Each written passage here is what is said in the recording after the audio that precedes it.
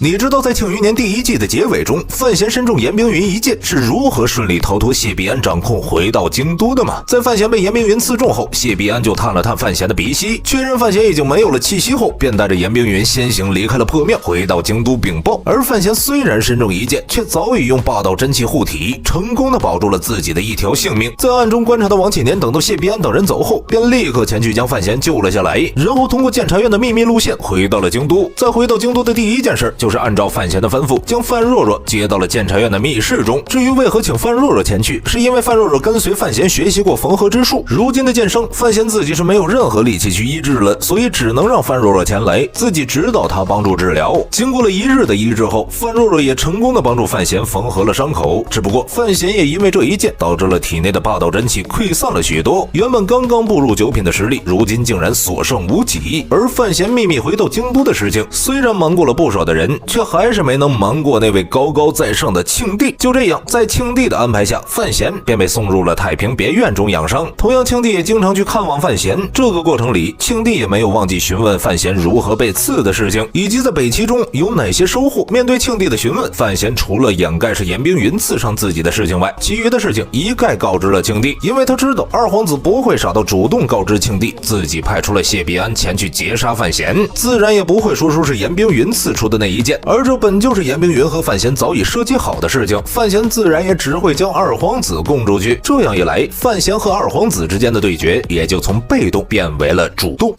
其实对于自己在北齐经历的事情，范闲不相信庆帝不知道，因为就算是自己没有禀报，也会有其他人禀报给庆帝。范闲可不敢担保自己的身边有没有这位皇帝陛下的人，所以沙萧恩沈重的事情，他也没有将其掩盖下来。就这样，范闲成功的让庆帝对二皇子产生了不满，但庆帝却并未让范闲立刻现身，因为还有很重要的一件事需要范闲去做。在使团踏上回京路途不久后，北齐方面就派出了人前往南庆，给庆帝送上了一份和亲信。北齐的那位小皇帝表示，原因为了两国未来友好建交，愿意将他们的大公主嫁到南庆中，两国行和亲之事，停止战火。对于这件事，庆帝也是思考了许久的时间，最终还是决定派范闲前去更为妥当。不过这次前去只是让范闲暗中调查一下北齐方面和亲之事究竟是真是假，其中有没有什么暗中谋划的事情，所以范闲不能以接亲的名义前去，只能隐藏身份暗中调查。而恰好范闲身上就发生了被刺这种事，所以庆帝便也将此事委派给了范闲。至于跟随在他身边的人，就由范闲自己调度了。等到事情查清楚后，庆帝自然会将范闲还活着的事情告知众人，然后将接亲使者的任务给他，让范闲将北齐大公主接回南庆。对于这个新的任务，范闲思虑了一段时间后，便也答应了下来。毕竟他现在身份很敏感，一旦二皇子知道他没死，接下来会做出什么事他也不知道。虽然京都要比外面更加安全一些，但为了不产生麻烦，范闲依旧决定先不表露自己的消息。只是林婉儿那边，他又该如何去解释呢？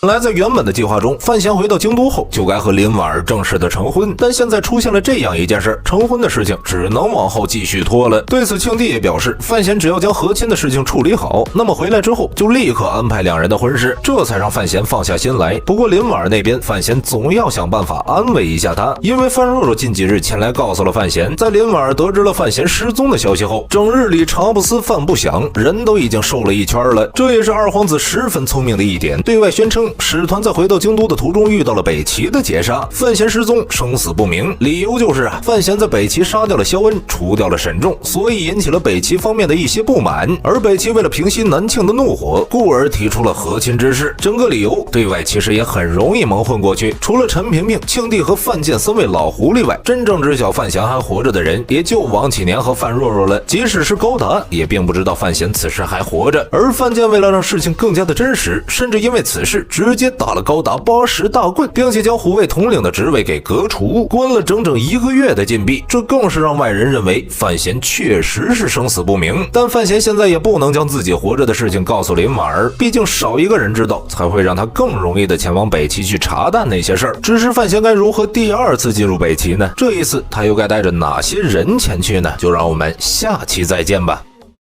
你知道在庆余年的故事中，北齐和南庆和亲是为了什么吗？而这件事也让范闲成功得知了战豆豆是女子的身份。我们话接上回，在经过了一段时间的修养后，范闲就手书一封，让范若若带给了林婉儿，告诉了林婉儿自己并没有任何的事情，现在却不敢放面露面，让林婉儿先耐心的等待一段时间。在看完范闲的手书后，林婉儿这才从痛苦中走了出来，安静的等待范闲正式的回归。其实对于范闲所说的话，林婉儿大部分还是会听的，毕竟这是他未来的夫婿，总归是要信任。解决完了林婉儿的事情后，范闲便带着王启年秘密的离开了京都，再度踏上了前往北齐的道路。而这一次前往北齐，范闲也有着一个想法，那就是先去海棠朵朵的小院中歇歇脚。毕竟南庆方面将事情隐藏的这么好，北齐方面自然也不知晓。想要在北齐那边找个合适的人来帮助他，海棠朵朵目前被范闲放在了首位。同样，在院子中啃萝卜的海棠朵朵，在看到范闲到来后，也是有些震惊。毕竟他也听闻了范闲在回去的路上被伏击而生死不明，如今怎么突然出现在自己的小院中呢？在范闲对海棠朵朵说明来意后，海棠朵朵便也象征性的哦了一声。其实对于范闲的死活，好像跟他也没什么关系，但范闲这次前来是为了北齐和南庆和亲的事情，这也让海棠朵朵放下了手中的萝卜，站起来仔细的端详了一下范闲和王启年二人。和亲这么大的事儿，这俩人就如此穷酸的过来了，也属实是让海棠朵朵有些看不起南庆了。但是范闲却只是呵呵一笑，表示他这次前来也不过是看看北齐和亲的决心，至于和亲究竟能不能成功，还是要看看南庆方面如何做出决断。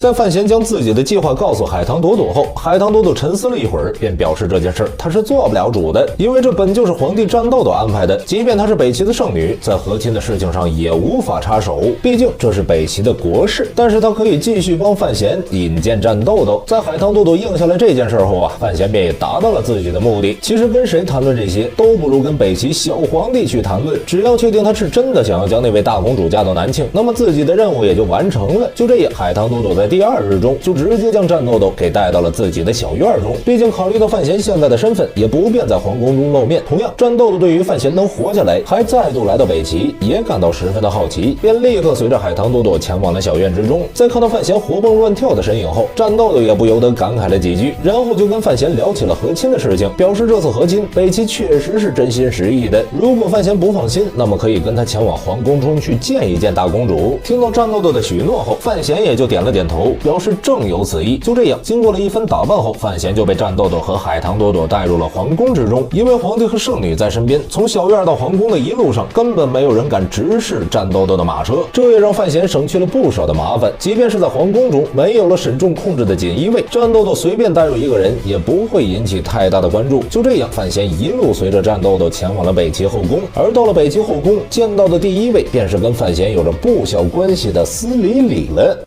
司礼礼回到北齐后，就被战豆豆安排在了后宫之中。虽然现在还没有给他任何的名分，但外面也有了传闻，说北齐这位小皇帝终于铁树开花，开始宠幸女子了，而北齐的皇室也会有后了。对于这些传闻，范闲也听到了不少，不过却并未在意。毕竟将司礼礼送到北齐之后，两人之间的缘分也就彻底的断开了。如今两人也就不过是比较熟悉的朋友罢了。但战豆豆却并没有直接将范闲带到大公主的房间，而是让海棠朵朵和司礼礼二人先一起陪着范闲，自己还有些事情需要去处理。就这样，范闲便成功的被留在了司礼礼的房间中。虽然范闲不知道战豆豆是真忙还是假忙，但如今呢，也只能耐心的等待了。就这样，范闲一直等到了傍晚的时刻。此时，宫女们也按照以往的方式给司礼礼送来吃食。因为预感到自己这次有可能被放鸽子，范闲也只好无奈的先吃顿饭再说了。就这样，范闲跟海棠朵朵和司礼礼二人喝起了酒。随着那酒入愁肠一杯接着一杯，范闲竟然感到了自己有些不胜酒力，然后迷迷糊糊的看着海棠朵朵说自己要去方便，就先行出去了，只留下了他和司礼礼二人在房间之中，孤男寡女，干柴烈火。范闲在酒劲和之前对司礼礼感情的作用下，看向司礼礼的目光也逐渐深情了起来。同样，司礼礼也装作不胜酒力的样子，一下就倒在了范闲的怀中。只是范闲到现在也不太知晓自己喝的那到底是什么酒，为何酒劲会如此之大呢？同样也不太清楚自己接下来到底做了什么。那么范闲接下来到底是做出了什么事情呢？就让我们下期再聊吧。你知道在庆余年的故事中，北齐小皇帝和范闲之间发生过一件匪夷所思的接种行动吗？那么这件事究竟是如何发生的呢？小皇帝又是如何看上范闲的呢？因为北齐想要和亲的事情，范闲便再度前往了一趟北齐，却没想到陷入了战斗的等人联合设计下的陷阱中。在范闲这次来之前，其实北齐的皇室已经出现了问题。对于范闲回南庆出现了什么事情，小皇帝其实并没有那么多心思去管，而北齐的那些老臣们在看到小皇帝始终不打算纳妃后，便开始质疑起了他。如果皇帝不纳妃，那么他们北齐的皇室该如何的传承下去呢？为了压下这些人的悠悠众口，小皇帝也只好拿自己的大姐，也就是北齐的大公主来做文章，称自己这位大姐还未嫁人，自己怎么能先一步纳妃呢？这才导致了北齐大公主跟南庆进行了和亲。但这次看到范闲，战斗斗却有了一个新的想法，那就是跟海棠朵朵和司礼礼二人一同谋划，想要借种范闲。海棠朵朵和司礼礼都知道战斗斗是女子，自然也就同意了这个计划。毕竟一切都是要为了北齐皇室的传承。至于战斗斗为何选择了范闲，首先第一点就是对于范闲的印象不错，他所写的《红楼》一书，战斗斗本来就是书迷，加上还有诗仙之称，在文学造诣上，范闲已经超越了众多的当代大家。如果要给北齐皇室添后的话，跟范闲结合生下的孩子应该不会差到哪儿去。另外一点就是战斗斗听闻范闲是所谓的天脉者，在这个世界上几乎没有人不知道神庙的存在，而像战斗斗这样一些拥有地位的人，甚至知道一些神庙中不为人知的事情，那就是天脉者的存在。虽然战斗斗也不太理解天脉者究竟是何意，但被神庙指定的人必然是很出色的。就这样，范闲成为了战斗斗借种计划的男主。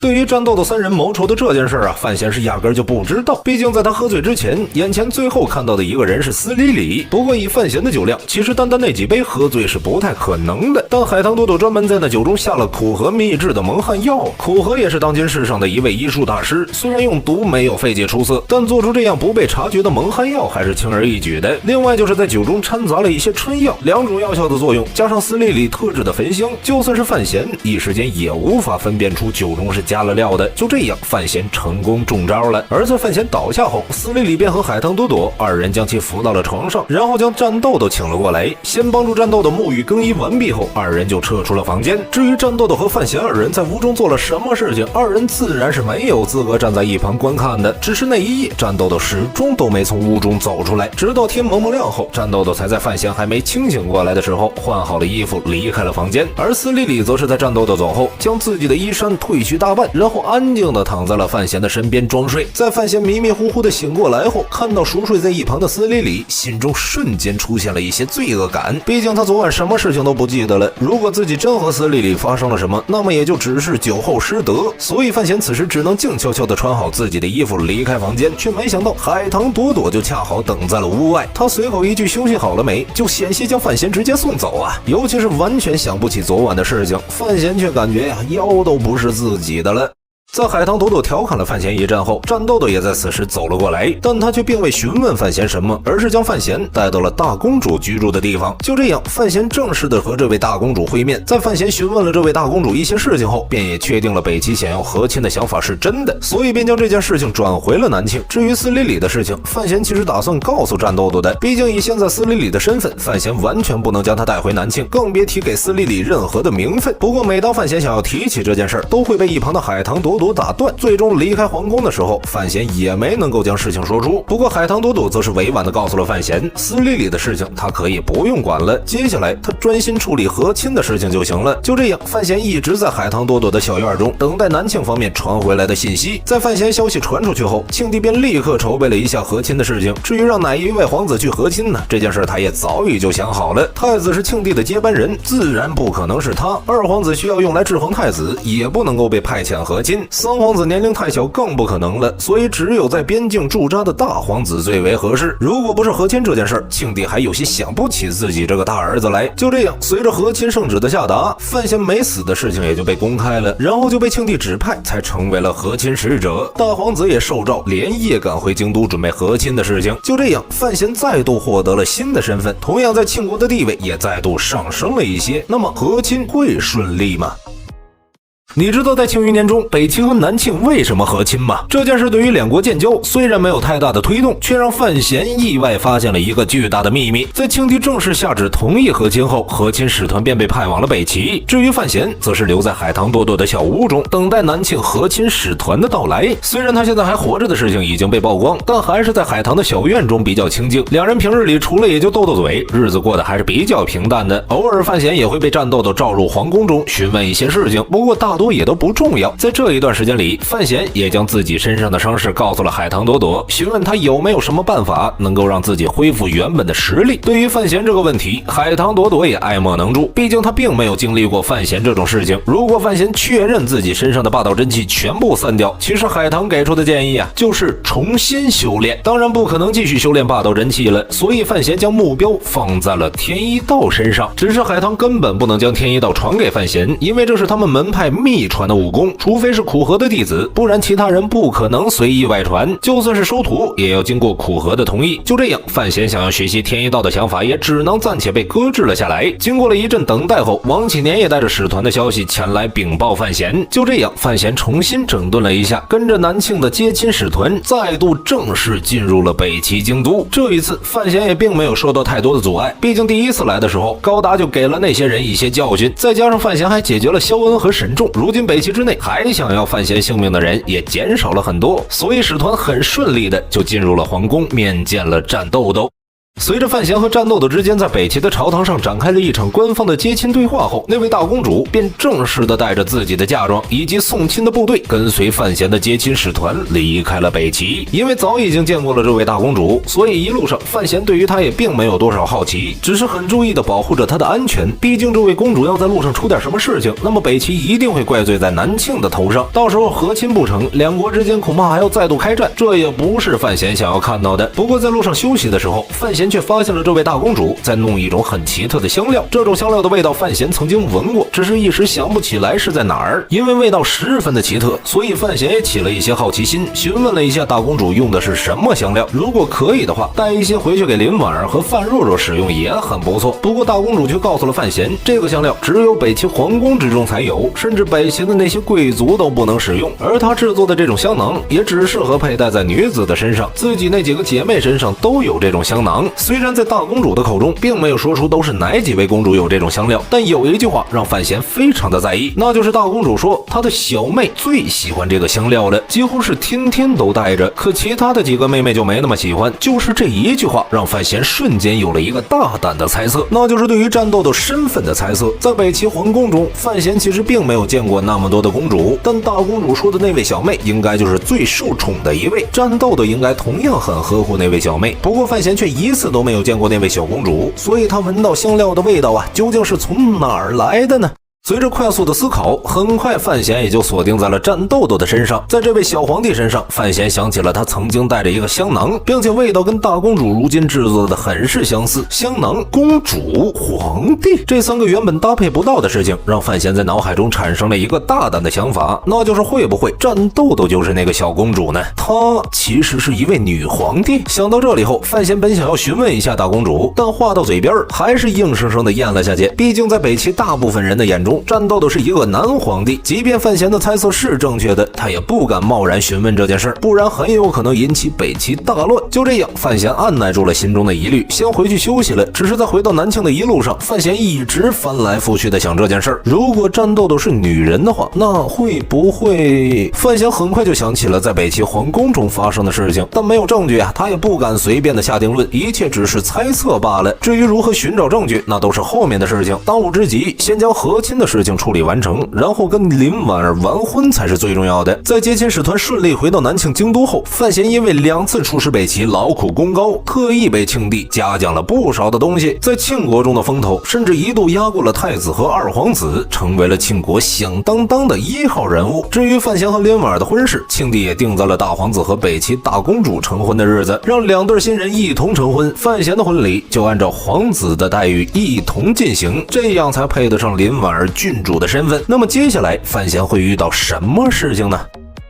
你知道在剧版《庆余年》的故事中，范闲是什么时候跟林婉儿成婚的吗？我们话接上回，在范闲将北齐大公主送回南庆京都后，他和林婉儿的婚事也在此时正式的确定了下来，以皇子的待遇举行婚礼，可以说明范闲如今在庆国的地位。在大皇子和范闲的婚事确定下来后，整个庆国的京都也开始逐渐的热闹了起来，范府的上上下下都开始忙碌起了范闲的婚事。这一次范闲结婚虽然不在范府，但林婉儿怎么说也是范家的儿媳妇儿，所以在任何小事上都不能放松，这也忙坏了柳如玉。倒是范思哲这小子，在自己哥哥结婚的这一段时间里，竟然天天跑出去玩，一度让范若若气得教训他。只是不管怎么说都没啥用。在范若若跟柳如玉忙起来之后啊，范思哲便立刻跑出了范府之中，这也让柳如玉和范若若二人十分的头疼。范闲作为新郎啊，这段时间更是没有办法去管范思哲，毕竟需要他亲自处理的事情太多了。本来想着自己结婚能够轻松一些，只是没想到啊，古代的结婚制度竟然如此的繁琐，新郎都不能有闲暇的时候。但好在范府里里外外都有着柳姨娘操管，让范闲省去了不少的麻烦呢。至于范思哲，范闲则是打算成婚之后再去管一下自己这个便宜弟弟。但是没想到，在婚礼开始之前的几天中，范思哲便直接捅出了一个巨大的篓子，那就是他竟然跑出去开青楼，并且青楼中还将一位女子打死了。这件事直接捅到了京都府尹那里，因为害怕自己被抓，范思哲也只能回家寻求范闲的帮助。听到自己的好弟弟做出这种大事后啊，范闲也只能苦笑一番呢。偏偏在自己结婚前出这事，看来是不打算让自己安稳的结婚了。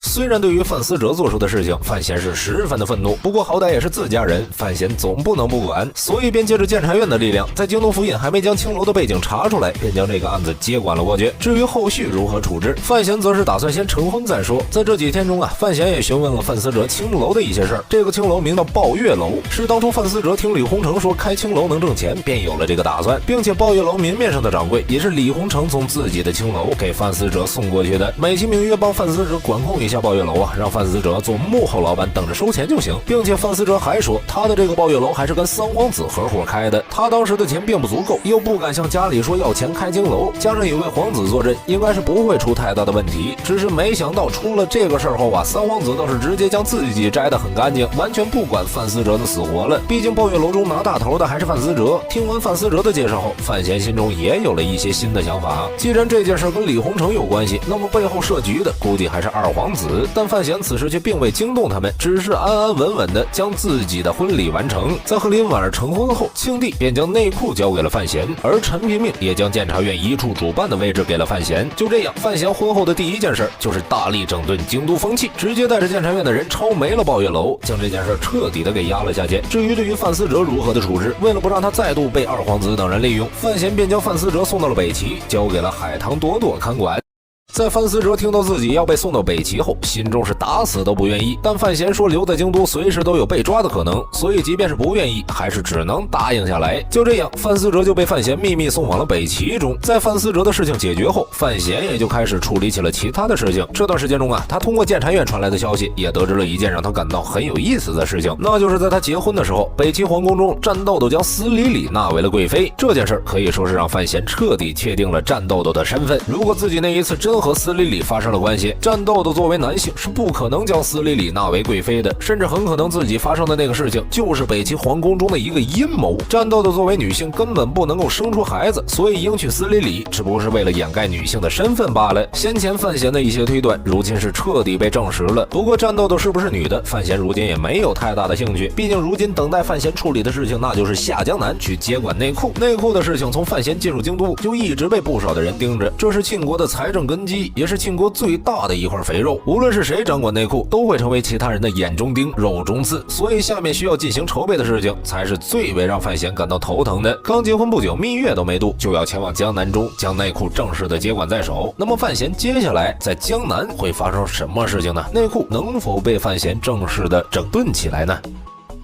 你知道在庆余年的故事中，范闲下江南都经历了什么吗？其实内库本就该是范闲的东西。我们话接上回，在将京都一些事情处理完毕后，范闲便踏上了前往江南的路途。在这一次江南之行，庆帝将三皇子安排在了范闲身边，让范闲成为三皇子的老师，教导三皇子一些事情。看起来庆帝是打算让范闲成为三皇子的磨刀石，对此范闲也没有拒绝，并且一路上对于这位皇子的教导也算是非常尽心尽力，倒不是范闲大发慈悲帮助庆帝训练儿子，只是在几位皇子中，范闲认为能够拉拢一位，那么自己的后台也就能多一些。三皇子虽然现在还很年幼，但只要能够一直教导下去，范闲认为日后定能够成为他的一个助力。除此之外，范闲则是带上了范老太太送过来的柳思思。对于自己这位大丫鬟，范闲也是有很长时间没见到了。如果不是范闲结婚，恐怕柳思思现在还留在儋州伺候老太太呢。正因为结婚这件事儿，范老太太便让柳思思过来当做范闲的天房丫头。对此林婉儿也没有任何的不满，毕竟是老太太送来的人。就这样，柳思思顺理成章地留在了范闲的身边。也许是下江南怕没人照顾范闲呢，林婉儿便让柳思思跟随范闲一同前去。所以在下江南的过程中，范闲跟柳思思之间也行了夫妻之事，将柳思思扶到了自己的妾室位置上。而范闲还没有到江南的时候，便遇到了一件跟内裤有关的事情，那就是江南名家七少爷流落在外了。下江南之前，范闲也做了不少的功课，尤其是内裤中那几个拿大镖头的商会，名家就是内裤最大的镖头之一。正因为如此，范闲才顺手救下了这位名家七少，为之后接管内裤做出打算。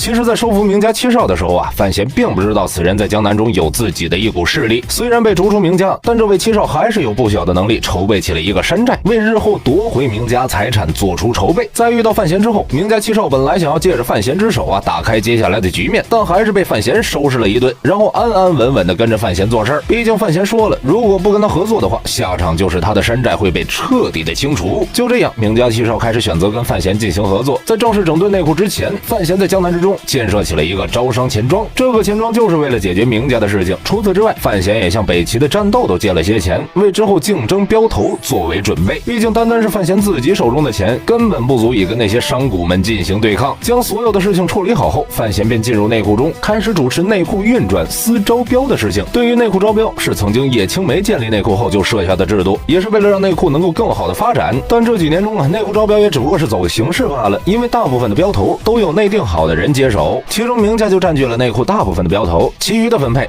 给有实力的商贾后，剩下的人就只能跟着喝点汤了。而范闲的到来却直接打破了这个平衡的局面。在招标开始后，范闲便让名家七少来参与招标，并且自己的钱也供给了他进行使用，目的就是要逼名家向自己的钱庄借钱。为此，在争夺名家几个标头时，范闲让名家七少开足了火力，从名家手中抢下了不少的标头，也给名家造成了很大的打击。因为在招标中感到了压力，名家不得不扩大投标的资金，为此名家只能去招商钱庄借钱。就这样，名家顺利的进入了范闲的圈套。一旦招商钱庄成为了名家的债主，那么处理名家也就十分的简单了。通过不断的运作，范闲成功将名家的家底儿给掏空了。但这也仅仅是一个开始而已。名家在江南地盘盘踞这么久的时间，要想真正的吃下他们并不简单，尤其是名家还跟江南水师有着勾结，如何处理江南水师也成为当时范闲需要思考的问题。他身上的功力还没有恢复，如果跟水师硬刚的话，自然是会吃亏的。不过就在这段时间里，海棠朵朵也前往了江南中，将天一道法门交给了范闲，并且指导他进行修炼。就这样，范闲的真气也得到了恢复，成功回到了九品的境界中。而这次海棠朵朵前来，也是告诉范闲范思哲的一些事情。在被送往北齐后啊，海棠朵朵就按照范闲的吩咐开始照料范思哲。郭宝坤也在范闲的安排下，暗中扶持范思哲，在北齐京城开设了一个营生。就这样，范思哲也被范闲安排处理内库和北齐走私的事情。名家因为借钱呢，命脉已经被掌握在了范闲的手中，加上范闲用出了一些雷霆手段，便让那位名家七少重新回到了名家接管家族生意。就这样，名家的事情也算解决完成，负责走私的事情也全权交给了这位名家七少处理。不过在离开江南之前，范闲又得知了另外一件事情，那就是范若若被庆帝指婚给了李鸿成。这件事同样引起了范闲的注意。那么范若若被指婚的事情该如何解决呢？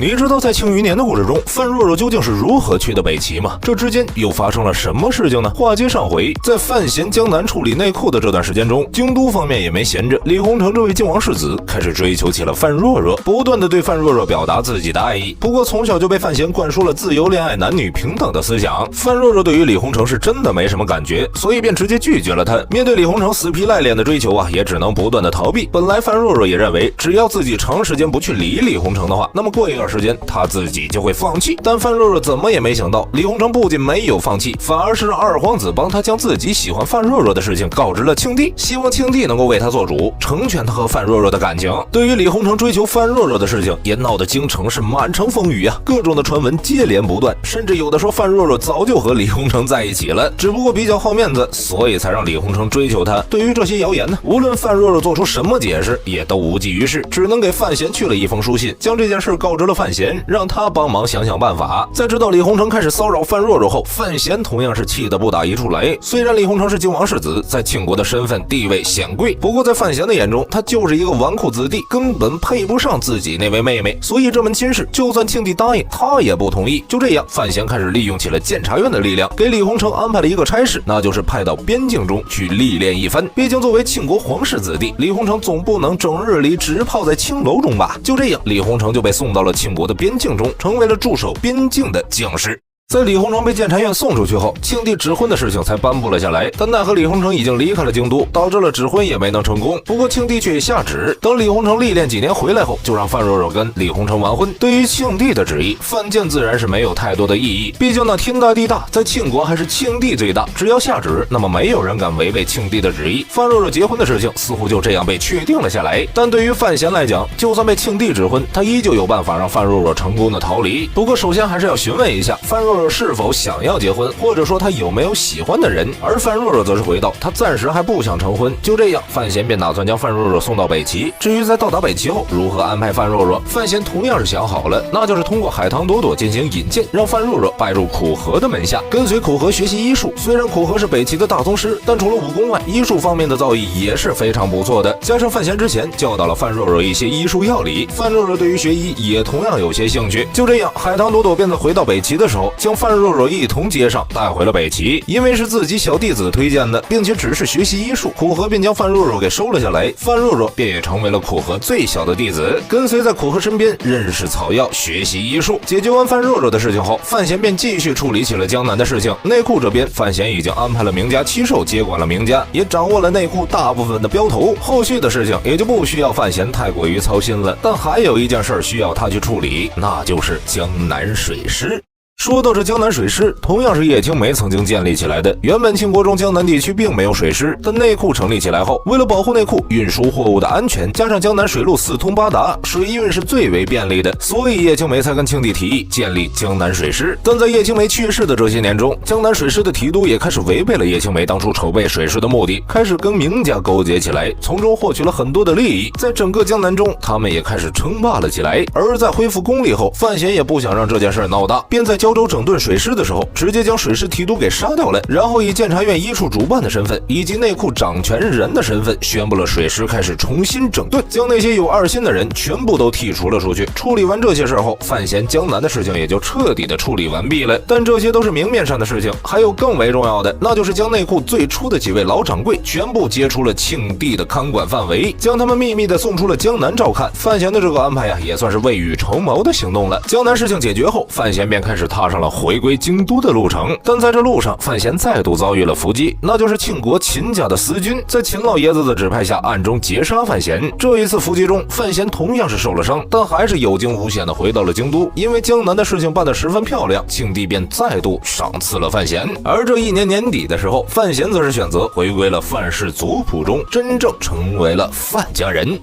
你知道在庆余年的故事中，长公主李云瑞和太子等人是如何下台的吗？这其中的原因一定让你大开眼界。话接上回，在范闲回到京都后，为了更好的掌控京都中的局面，便在皇城中找到了一个小太监。这位小太监名叫红烛，本来他家是一个很富有的人家，但却遭遇了县令的欺压，不仅逼死了他的父母，还霸占了他的家产。为了复仇，红烛便选择入皇宫，成为了小太监。因为太监可以接触到不少的达官贵人，只要那些达官贵人的一句话，红烛的仇也就能报了。但是入宫后，他才发现皇宫中的太监这么多，能够真正伺候上那些主子的人是少之又少，更不用说他这个小太监了，所以根本就没有机会提自己复仇的事情。而范闲通过监察院的消息也得知了红烛的身世，所以范闲帮红烛报了仇，将那个县令的一家全部杀掉。正是因此，红烛对于范闲是死心塌地的，成为了范闲在皇宫中的一个眼线。本来在太监中，红烛也算是个小透明，但在范闲的帮助下，红烛也逐渐的成为了能够说上话的公公，并且接触那些主子的机会更多了。而就在这么一天，红烛发现太子溜进了长公主李云瑞的寝宫之中，并且还是深夜，这便让红烛对于这件事情留了个心眼儿，开始观察太子和长公主。没想到还真让他确定了二人私通的事情，然后红烛便将这件事情禀报给了范闲。得知此事后，范闲也有了对抗李云瑞和太子的办法，那就是将这件事通给庆帝。皇家丑事一旦被庆帝知道的话，李云瑞和太子两人自然是无法继续留在京都了。而最终的结果果也跟范闲所想的一样。庆帝知道此事后勃然大怒，直接带着禁军和洪四祥血洗东宫，除了太子之外的一干人等全部击杀。而太子一把火烧掉了东宫后，才得以从那次杀伐中逃脱，不然他也会死在洪四祥的手中。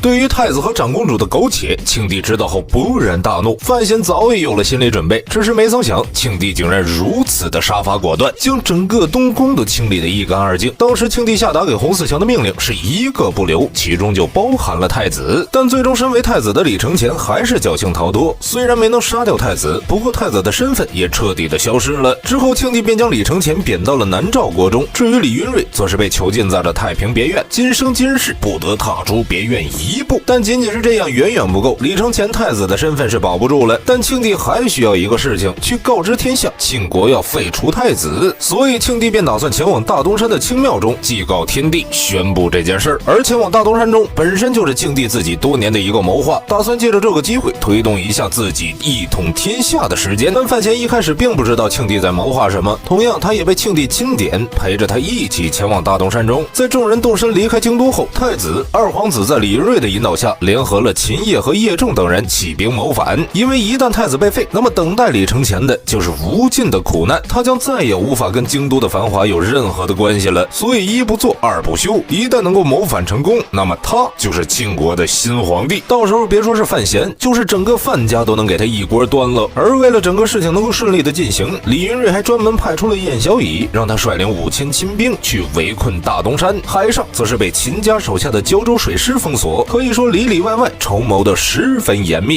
为了确保万无一失，李云瑞主动的去说服苦荷、四顾剑和叶流云这3位大宗师，让他们一同上大东山上行刺庆帝。可以说整个筹备只要不出现意外的话，那么就是万无一失的。毕竟无论是大东山、江南还是京都，所有的局面都被李云瑞给掌控了起来。只是谁也没想到，这一切都是在庆帝的算计之中，他就是要让这些人暴露出自己的野心。如果太子他们不反的话，庆帝还真没有理由去杀掉他们。而对于已经有了二心的人，即便是自己的亲儿子，庆帝也是不会留在身边养虎为患。除此之外，庆帝另一个目的就是一口气解决其他的3位大宗师，让这个世界中只有庆国能够拥有大宗师，这样他也就能放心的去北伐了。而一箭双雕也不是庆帝的作风。另外一点就是庆帝要逼出五竹。相对于其他3位大宗师而言，庆帝最害怕的其实还是五竹。但在范闲下江南之后，五竹就再也没有露过面。据庆帝所知，五竹就在大东山中养伤，所以引出五竹也是庆帝筹谋的第3点。可以说，庆帝虽然在大东山之中，但是整个庆国依旧在他的掌控之下。无论是谁想要做什么，庆帝也已经都猜了出来，并且做出了相应的准备。那么庆帝到底该如何处理那3位大宗师呢？范闲在这大东山中究竟扮演了一个什么样的角色呢？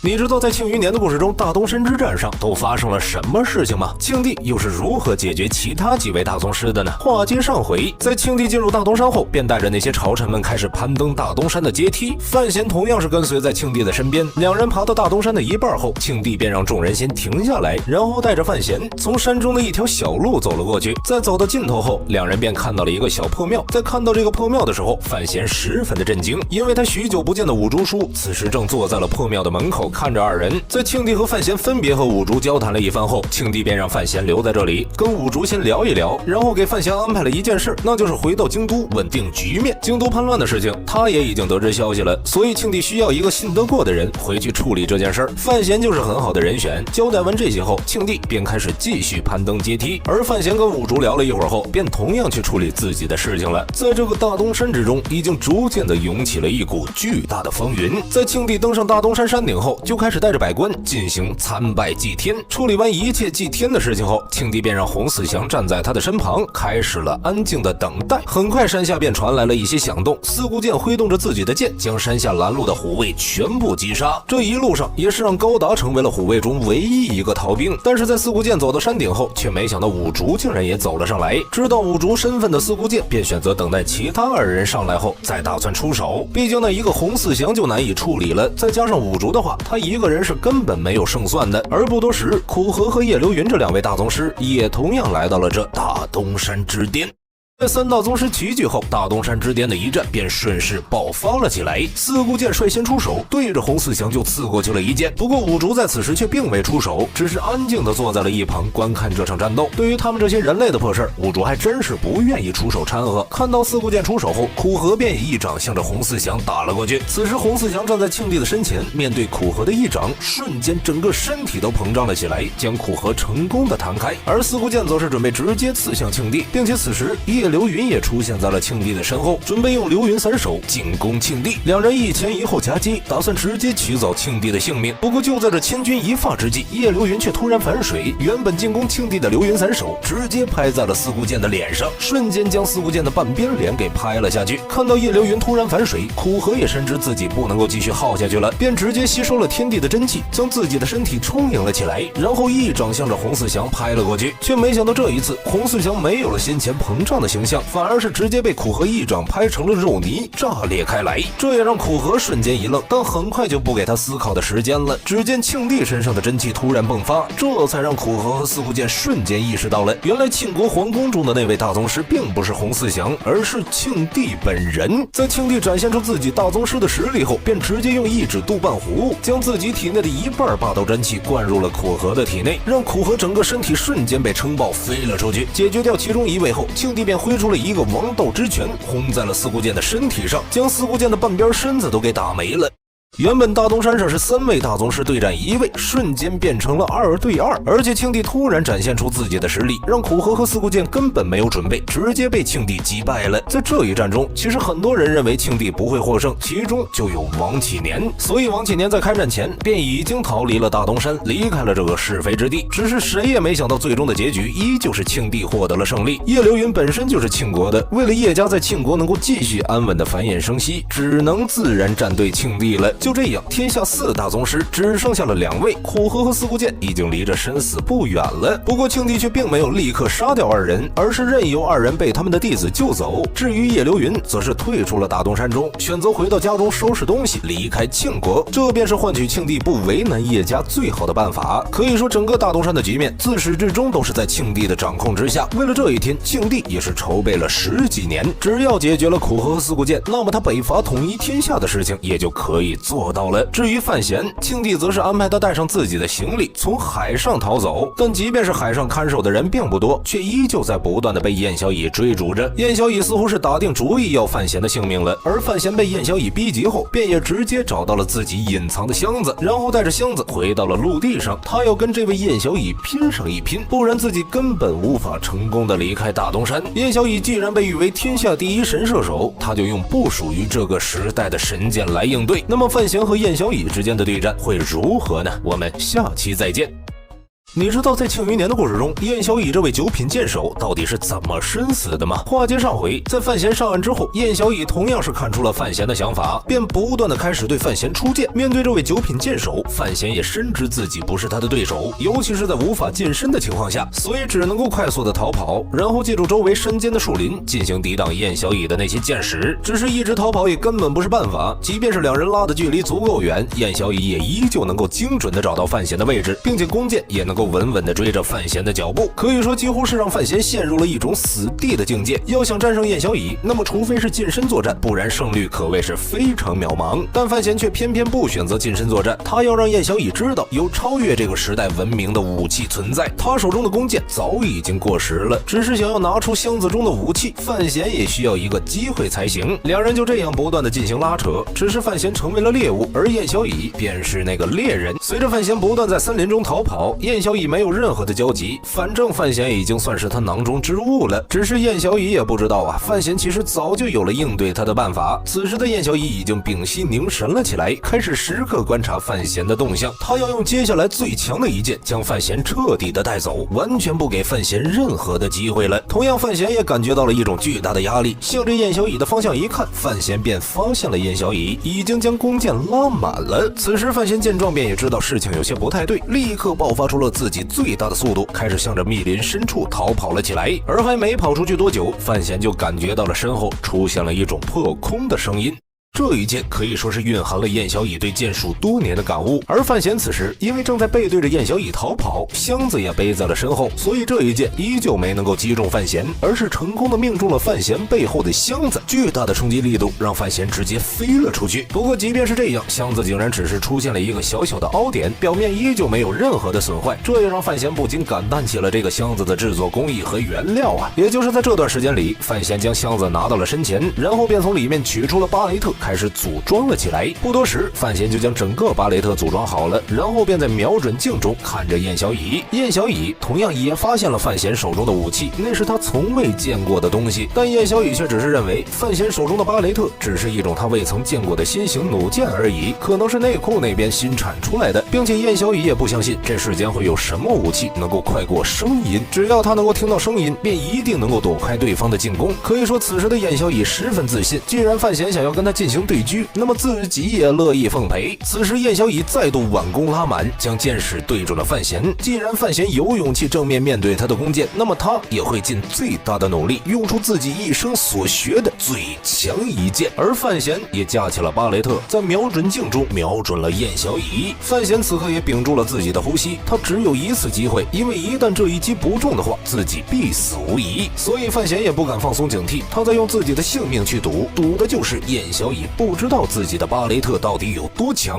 几乎是同时，范闲和燕小乙同时开始了进攻。在范闲扣动巴雷特扳机的那一刻，燕小乙也松开了自己的弓箭。在一瞬间，巴雷特那撞击敌火的声音便也传入了燕小乙的耳朵中。但刚想要躲开范闲子弹的燕小乙，却发现自己的身体竟然平白无故的多出了一个大洞。此时口吐鲜血的燕小乙完全不敢相信，这个世界上竟然真的有比声音还快的武器。即便是倒在地上之后，燕小乙的双眼也都是睁着的，可以说是直接死不瞑目了。至于范闲，在扣动扳机后便立刻趴在了地上，但还是被燕小乙的这一剑给擦伤了。虽然没有命中，不过却还是让范闲吃痛不少。毕竟燕小乙的这一剑威力十足，如果正面对上的话，恐怕范闲就只能交代在这里了。解决完燕小乙后，范闲头也不回的就离开了丛林，向着京都方向赶了过去。毕竟现在等待他最重要的事情还是京都叛乱的事情。至于大东山上的战况如何，范闲相信有五竹在，就算其他几位大宗师过去了，应该也无法伤到庆帝的性命，这也是范闲对五竹实力的信任了。当然，现在的范闲也没想到大东山上的战况早已经解决了，并且庆帝就是那位隐藏很深的大宗师，而原本的四大宗师直接残废了2个。那么范闲回到京都之后，该如何处理长公主等人呢？京都的谋逆事件最终的结局会如何呢？庆帝接下来又会有什么样的安排呢？我们下期再见。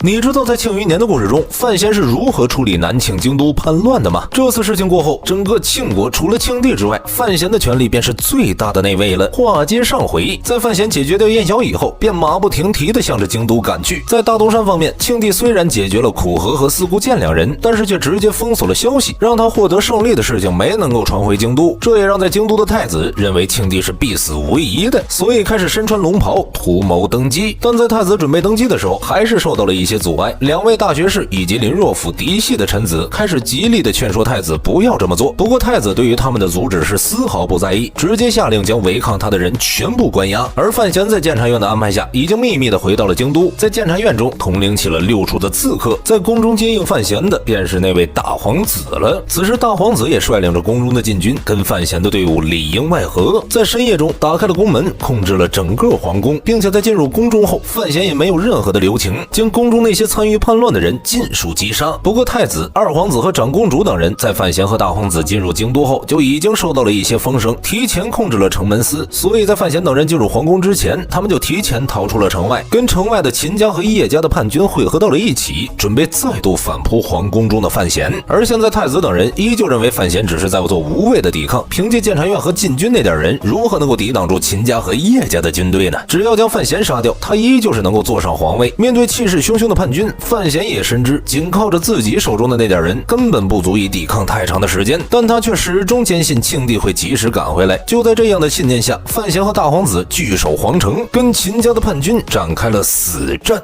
在这一战中，范闲9品的实力根本发挥不出来，毕竟叛军人数太多了，就算是耗也能够将范闲生生耗死。经过了几日的激战后，范闲和大皇子2人手中的兵马也被叛军消耗的差不多了。而眼看败局已定，原本跟秦家合作的叶家以及定州军，此时却突然间倒打一耙，叶仲也带着叶家军竟然开始屠杀秦家军。因为内部受敌，原本还一往无前的秦家军突然间就开始自乱了阵脚起来。在看到时机成熟之后，范闲便和叶仲等人开始里应外合，将那些叛乱的秦家军杀掉了半数之多，剩余的人也全部被秦拿控制了起来。没有了军队，秦家的家主秦业也知道大势已去了，但依旧是不愿意认清现实，毕竟他同样是一位9品上的高手。所以范闲也只能带着公典和叶仲合力将这位曾经为庆国建功立业的秦家老爷子击杀掉。那一战，公典和叶仲2人也都拼得重伤，才拖住了秦业，让范闲给予他致命一击。解决完秦业之后，范闲就开始着手处理京都叛乱的事情。其他几位身居高位的人，首当其冲的就是皇后了。曾经叶青梅身死的罪魁祸首之一就是这位皇后，但范闲却也并未逼迫她，只是将皇后带到了宫墙之上，给了她一个自行了断的机会。没能够帮助自己儿子谋图到大业，皇后深知自己无法活下去了，便在宫墙上自行跳了下去，算是给自己留下了最后一丝的颜面。而皇后身死后，就剩下长公主、2皇子、太子以及太后这几位了。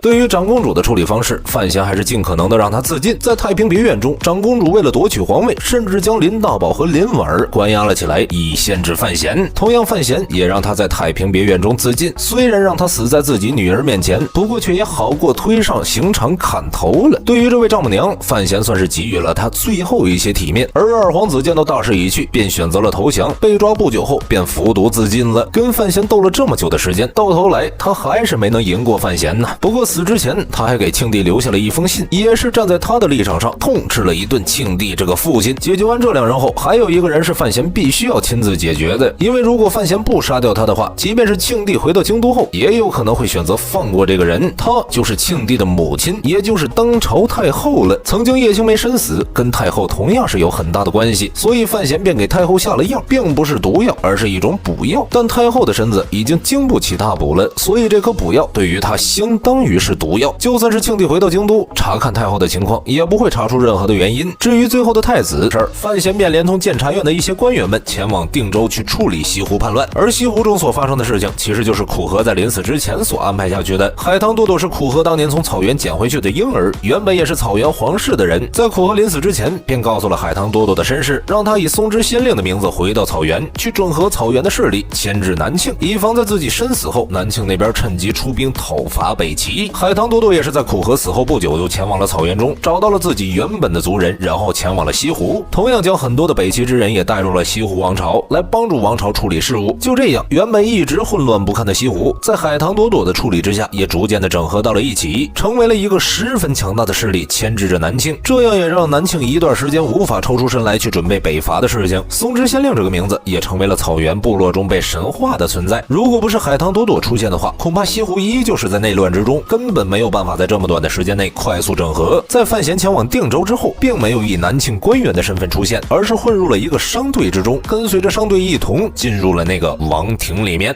在范闲进入定州后，就已经安排了人手去打探草原上的消息，同样是将松之仙令的名字给打探了出来。不过却没人知道松之仙令到底是谁，所以范闲对于这个人的身份同样是很好奇。但在跟随商队前往草原王庭的一段路上，听到商队中不断传出的信息，范闲心中对于松之仙令的身份猜测也有了一个大致的方向。但是范闲却并不希望答案就是自己猜测的那个人，所以在进入王庭之后，范闲也想了一些办法诱出松之仙令。只是没想到，范闲在看到松之仙令后，依旧是证实了自己的猜测，松之仙令就是海棠朵朵。但海棠朵朵见到范闲后，却并没有感到意外，似乎是早就知道范闲会来，所以就直接跟他说出了自己到来的原因。而2人在不断聊天的时候，草原的单于一直带着自己的精锐骑兵远远的跟着，以防范闲拐走自己草原的圣女。但只要海棠朵朵没有离开范闲，那么单于也就不会对于范闲发动进攻，毕竟他们也不想看到自己的恩人难堪。在范闲了解到了海棠朵朵到这里的全部原因后，2人也就到了分离的时候。后，其实如何逃脱单于精锐的追捕，范闲也早就已经安排好了。先是让等待接应的黑旗放出了一群野马，造成了大批军队前来的假象后，便在黑旗的接应下嚣张地逃走了。如何处理草原的事情，范闲心中也就早已经有了一个计划。既然一切都是跟北齐有关，那么就先从王庭之中的那些北齐人入手。在解决完了这些人后，西湖的事情也就能够正式的解除了。至于海棠朵朵，范闲知道他会自己离开，所以也并没有去管他。在范闲跟海棠朵朵聊天的时候，其实还有一个很重要的原因，那就是利用自己来牵制单于的注意力。他早已经安排了另外一件事，那就是让影子趁机潜入了王庭之中，将王庭里面的那些北齐人全部杀死。只要处理掉了北齐之人，那么西湖王庭之中就没有能够支撑局面的存在了。同样还有另外一个安排，那就是让王十三郎去杀掉左贤王，此人也是进攻南庆的首要人物之一，并且还是跟其他草原首领之间有着一些隔阂。范闲就是要利用这些隔阂，在王十三郎将左贤王击杀后，监察院早已安插在左贤王帐下的钉子们便在此时开始挑起了事端，让整个草原的局面重新陷入了混乱之中。而海棠朵朵则是回到了北齐的小院，草原的事情他已经按照师傅的遗愿去做了，但现在被范闲所破解了，他自然没有继续的必要。毕竟他也知道以自己一个人的力量是无法重新整合草原的，也根本对抗不了范闲，回北齐才是最好的一个选择。在解决掉了草原西湖的事情后，范闲就带着人马继续回到京都请功，但现在范闲的地位也算达到了真正的顶峰了。而陈萍萍也开始放手，让范闲真正的接管监察院。他已经做好了告老还乡的准备，毕竟现在陈萍萍的身体已经支撑不住太久。不过在告老还乡之前，陈萍萍还有一件事情需要去做。那么陈萍萍到底有什么样的事情没做呢？范闲在回到京都之后，还有什么事情等待着他去处理呢？我们下期再见。你知道在庆余年的故事中，四顾剑死之前将东夷城交给了谁吗？战斗斗又是怎么跟范闲生下了女儿呢？在草原的事情解决完毕后，范闲便再度回到了南庆中休养生息。而平静的时日不多，四顾剑将死的消息便传了出来。东夷城的地位有很大的战略意味，南庆和北齐无论哪个国家获得东夷城的掌控权，都能在之后的战争中占据很大的主导地位。所以庆帝也不打算放过这个机会，便让范闲前去东夷城中跟四顾剑进行谈判，讨论一下在他死后东夷城的归属问题。范闲领旨之后，便立刻动身前往了东夷城之中，准备跟四顾剑讨论一下关于东夷城之后的归属问题。而北齐方面同样是派出了人前往东夷城，只是让范闲等人没想到的是，北齐方面所派去的人身份地位要比范闲更高，因为正是北齐皇帝战斗斗亲自去谈判的。不过范闲和战斗斗二人在到达东夷城的箭炉后，四顾剑却对二人是避之不见，只是将二人扔到了一边，让他们先谈一下究竟谁来跟他谈。就这样，范闲和战斗斗二人便开始了孤男寡女的相处。在两人相处的时候，战斗斗率先表明东夷城他们北齐是势在必得，所以让范闲最好退出这个谈判。但范闲却没有任何的退缩，直接点明了战斗斗女人的身份，并且用这个身份威胁战斗斗，如果外人知道北齐皇帝是个女人，那么会出现什么状况呢？因为范闲的这一招让战斗斗瞬间就大惊失色了，他也从未想过自己女人的身份会被范闲所得知，但现在都已经到这个地步了，总要想办法堵住范闲的嘴才行。就这样，战斗斗直接将范闲扑倒在了床上，然后说出了一句：任由的少年。对于战斗的这个动作，可以说是让范闲更为确定了一件事，那就是在北齐皇宫的那一夜，其实跟自己在一起的并不是司礼，而是这位小皇帝战斗斗。但对于送上门的肥肉，范闲哪里有不吃的道理？所以这一夜，范闲便跟战斗斗对战了300多个回合，两人足足折腾了一夜的时间。至于四顾剑，则是在一旁的屋子中安静的听着两人折腾了一夜。等到第二天天亮之后，范闲便扶着墙走了出来，然后给战斗斗打来了水以及一些吃食。那一晚，两人也算是达成了一个共识，那就是战斗斗同意退出跟范闲对东夷城的竞争，但是范闲也必须要保证东夷城放到他手中之后不能归属庆国的管辖范围。对于战斗斗的这个要求，范闲同样是答应了下来。在两人都收拾好后，四顾剑便也前来召见范闲了，表示自己同意了南庆的条件，会将东夷城交给范闲掌管。但是东夷城只是名义上的归顺，驻军也只接受范闲的安排，并且50年内东夷城不能做出任何的改变。至于原因，是因为四顾剑说叶青梅的户籍还在东夷城之中，所以东夷城也算是范闲的老家了，交给范闲总要比交给其他的人更可靠一些。对于四顾剑所说出的原因，范闲也只是淡淡的笑了笑，毕竟他的母亲叶青梅跟他之间其实也没有多大的关系。但好在东夷城归属的问题已经正式的解决了。不过东夷城交给范闲，四顾剑也要帮助范闲解决后顾之忧。虽然他打算将东夷城交给范闲，但城主府却想要投靠北齐，所以城主府也是他需要解决的一大麻烦。在四顾剑跟范闲交谈完毕后，战斗斗便秘密的回到了北齐之中。东夷城之争已经跟他们北齐没有关系了。而在战斗的走后不久，四顾剑就被范闲推着前往了城主府。面对城主府的远房亲戚，四顾剑也没有任何的犹豫，直接从府外杀到了府内，跟他10几年之前屠杀城主府一样，将里面的人全部杀了个干净。虽然四顾剑此时已经奄奄一息了，不过大宗师的实力也依旧不是城主府的人能够相比的。只是杀完城主府最后一个人后，还是出现了一些意外，那就是原本隐藏在城主府的影子看准时机，对四顾剑刺出了自己生平最强的一剑，为的就是报之前四顾剑屠杀家人的仇。只是这一剑却依旧被四顾剑给挡了下来，影子抱着必死决心刺出的剑，最终也只是能稍微划破点四顾剑的皮肤罢了。九品上和大宗师之间的鸿沟，影子依旧是没能跨越过去。对于自己这个愚蠢的弟弟，四顾剑也是留了影子的一条性命，然后就让王十三郎带着他回到了剑炉之中，在剑炉度过了他最后的时光。在四顾剑身死的时候，叶流云和费介二人也乘坐着船前往了东夷城，送了他最后一程。大宗师之间总是惺惺相惜，同样这也是范闲见费介的最后一面了。在师徒二人告别后，费介就随着叶流云一起出海游历，再也不会回到庆国了。这也成为了范闲最为意难平的事情。四顾剑死后，范闲成为了剑炉之主，同时让大皇子率领1万精兵驻守东夷城，这样也算完成了四顾剑的遗愿。只不过范闲却没想到，在他处理东夷城事件的时候，京都那边他所在意的一个人，此时却已经逐渐的走到了末路之中。那么后面会发生什么事情呢？就让我们下期再见吧。你知道在庆余年的故事中，范闲是如何跟庆帝翻脸的吗？其实这一切都跟陈萍萍有关。在范闲处理东夷城的事情后，庆帝通过自己的暗线发现了，原来自己作为忠心的下属陈萍萍，竟然一直在暗中谋害自己，以及谋害自己的儿子们。原本这么多年的时间里，庆帝最为相信陈萍萍这条老狗，只是没想到忠心的狗其实是一只吃人的狼，所以他便打算解决掉这个背叛自己的人。毕竟庆帝从不会容忍任何一个背叛他的人留存在这个世界上。只是在庆帝发现这件事的时候，陈萍萍已经告老还乡了，监察院也都交在了范闲的手中。如果不是陈萍萍自己想回来的话，那么就算是庆帝派人去追捕，恐怕也无法将陈萍萍带回。但庆帝还是派出了兵马去追捕已经在回乡路上的陈萍萍。此时的陈萍萍已经在黑旗的保护之下，正行驶在归乡的道路上。这一路上，陈萍萍也遇到了一个小插曲，那就是遇到了原本逃离大东山隐居后的高达。高达在当时逃跑后便一直隐姓埋名的经营生活，他已经无法回到虎卫了。毕竟南靖对待逃兵的刑法十分的严酷，在隐居的过程里，高达也结识了一个女人，并且跟这个女人结婚生子，还开了一个小面馆维持生计，却没想到还是被发现了身份，并且遭遇了追杀。逃跑的路上遇到了陈萍萍的车队，才成功获救。在认出高达后，陈萍萍也将其护了下来，让身旁的王启年照料高达一家。本来解决完高达的事情，陈萍萍打算继续上路，却没想到庆帝派来的追兵也在此时赶到。就在这一瞬间，黑旗和对方展开了十分激烈的拉扯。如果他们打算强行将陈萍萍带走，那么黑旗自然是会护卫到底。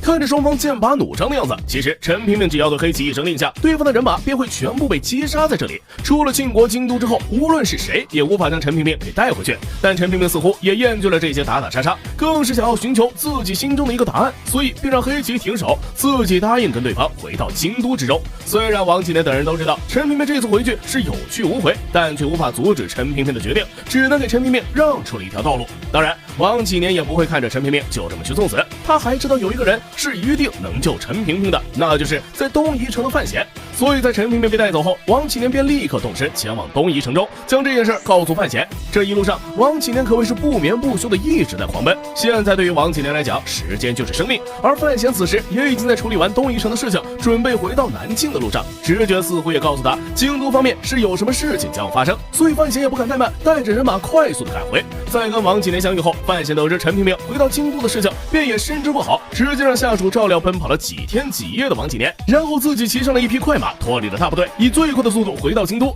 而在范闲赶回去的路上，陈萍萍就已经被带回了京都，面见庆帝了。再次回到那熟悉的皇宫后，陈萍萍就在御书房中跟庆帝展开了一场关于生死的对话，那就是叶青梅当年真正的死因究竟是不是跟庆帝有关系。起初庆帝并不想承认，但耐不住陈萍萍不断的逼问，庆帝还是说出了叶青梅之死就是自己谋划的。但这又如何？庆国是他的，不是叶青梅的。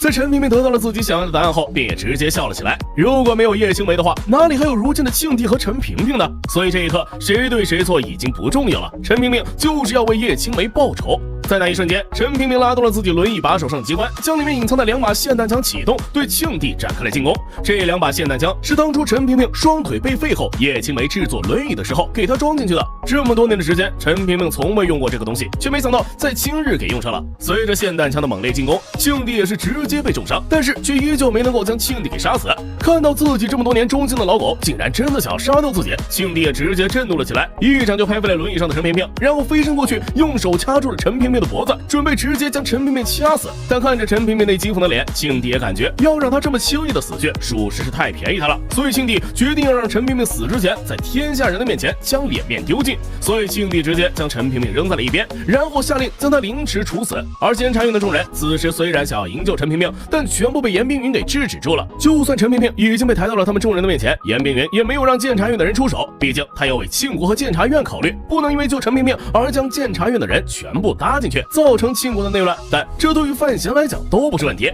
那么范闲能否成功救下陈萍萍呢？我们下期再聊。你知道在庆余年的故事中，陈萍萍死之前对范闲说了什么吗？为何陈萍萍死后，范闲要跟庆帝翻脸呢？在范闲救下陈萍萍的那一刻，庆帝也阻止了上去准备擒拿范闲的人，而贺宗伟也在此时偷偷溜走了，因为他很清楚的知道范闲发起疯来会做什么，继续留在刑场之上，恐怕自己就是他的活靶子。就这样，整个刑场上就剩下了范闲以及被他抱在怀中的陈萍萍了，而那些围观的百姓们此时也都被京都守备师给遣散了，毕竟接下来的事情并不是他们所能看的。在范闲看到陈萍萍的双腿都已经被剃成白骨后，以及他的裤子也被扒了下来，便直接扯下了自己的衣服给陈萍萍盖了回去，然后哭诉地问他为何不等自己回来。此时天空之中也开始下起了雨，似乎对于这2人最后一面感到了惋惜。庆帝则是在看到范闲出现不久后，便直接起驾回宫了。此时拿下范闲并不是他要做的事情，就算范闲救下陈萍萍，那条老狗也活不下去了，所以他只是回到皇宫中等待范闲去找他罢了。而在范闲怀中的陈萍萍看到范闲后，则是咧嘴笑了起来，然后用出了自己最后一些力气询问了那个箱子的事情。范闲也将巴雷特的事情告诉了陈萍萍，说那是枪。听到范闲的话后，陈萍萍也露出了一个很自豪的笑容，说那个东西我也有。在这句话说完后，陈萍萍便安详地闭上了双眼。能够死在范闲的怀中，对于陈萍萍来讲已经是最大的宽慰了。而范闲此时也只能够不断的痛苦呐喊，他已经无力挽回陈萍萍的性命了。不仅仅是他，就算是他的师傅费介前来，也救不回陈萍萍这条早已是风中残烛的命了。在陈萍萍死后，范闲便将其安葬了下来，然后便直接进入了皇宫中，质问庆帝为何要杀掉陈萍萍。面对范闲的质问，庆帝则是反问了一句，他竟然要为一个太监来质问自己。只是庆帝根本不知道陈萍萍在范闲的心中到底有何等重要。因为已经得不到满意的答复了，范闲便也回到了家中，准备以自己的方式解决陈萍萍死亡的事情。同样，庆帝也察觉到了范闲的一些问题，便开始借着贺宗伟的手，逐渐的削弱范闲手中的权力。先是将范闲监察院院长的身份剔除，然后一步步的将范闲身上各种头衔全部的剔除。经过了几天后，范闲就只是一介布衣平民了。然后让贺宗伟对监察院的内部进行清理，打压发现的监察院残存的势力。面对庆帝对自己的出手，范闲最开始的时候也只能一直忍耐等待机会，毕竟他在京都的权力已经被削没了，能调动起来的都是外地的权力，他需要时间去联络分散在各地的势力展开报复。此时范闲也深知自己和庆帝之间是再无和好的可能了，只是范闲却从未想到自己竟然败得如此彻底，因为无论是江南地区名家的势力，还是其他地方的监察院暗桩，竟然都被庆帝全部镇压了下来。也就是说，庆帝早就料到了范闲会进行这一步，所以早已经提前安排好了，只要范闲一有异动，那么就会快速的将这些人给镇压下来。这次交锋，范闲也深深感觉到了自己和庆帝之间的差距，并不是酒品上和大宗师之间的实力差距，而是眼光之上的差距。庆帝总是能想到范闲的前一步，然后紧紧的遏制住了范闲的喉咙。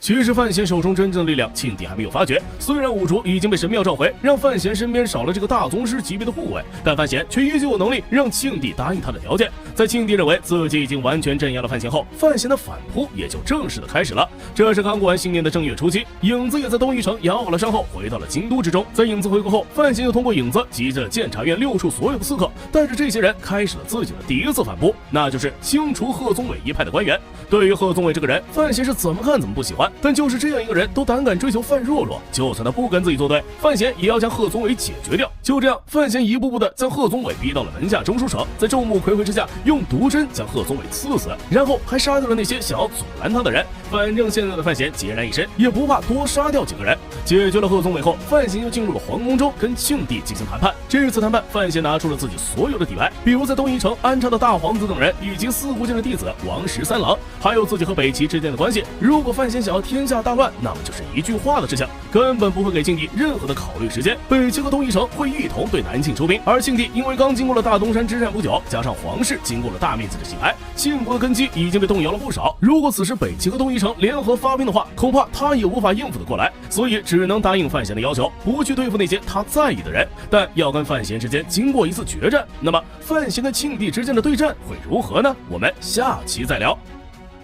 你知道在庆余年的故事中，陈萍萍究竟是怎么死的吗？为何她死亡的场面会被称作最为虐心的情节之一呢？陈萍萍作为监察院的院长，原本遭遇了这种事情，监察院应该是首当其冲将其救下，毕竟没有了陈萍萍，监察院又算是个什么东西呢？但在范闲走后，严冰云成为了监察院的掌权人，他却直接阻止了留在监察院的主办，命令所有人都不需要去救陈萍萍，因为他们监察院是为庆国服务的，而不是为陈萍萍一人服务的。陈萍萍死了，监察院也依旧要留在庆国。虽然严冰云的这些话让那些主办都感到了不满，但严冰云却直接用了雷霆手段，将那些主办的人马全部控制了起来，所以他们也只能被严冰云关了起来，等待着陈萍萍行刑的结束。在经过了几日的筹备后，也正式到了陈萍萍行刑的日期中。这一日，天空中也乌云密布了起来，似乎老天爷都不太想看到陈萍萍被杀，但陈萍萍依旧是被抬到了刑场。这个刑场在皇宫的广场之上，陈萍萍就被绑在了广场中央的木桩上面，行刑的刽子手也在一旁准备好了，时刻等待庆帝发号行刑的命令。在刑场摆放好后，京都中的百姓们也纷纷开始了围观，看着被绑在刑场上的陈萍萍，都开始窃窃私语了起来。对于这位曾经一人之下万人之上的监察院院长陈萍萍，不少的京都百姓也并不知道他所犯了何罪，所以一时间都在询问身边的人。而庆帝也带着侯公公和三皇子等人一同登上了皇城的城楼之上，居高临下的看着刑场上的陈萍萍。至于庆帝为何要带着三皇子一同前来，主要还是因为他的皇子就剩下了这么一位，只能先培养起来再说了，不然庆国在他之后就真的没有接班人了。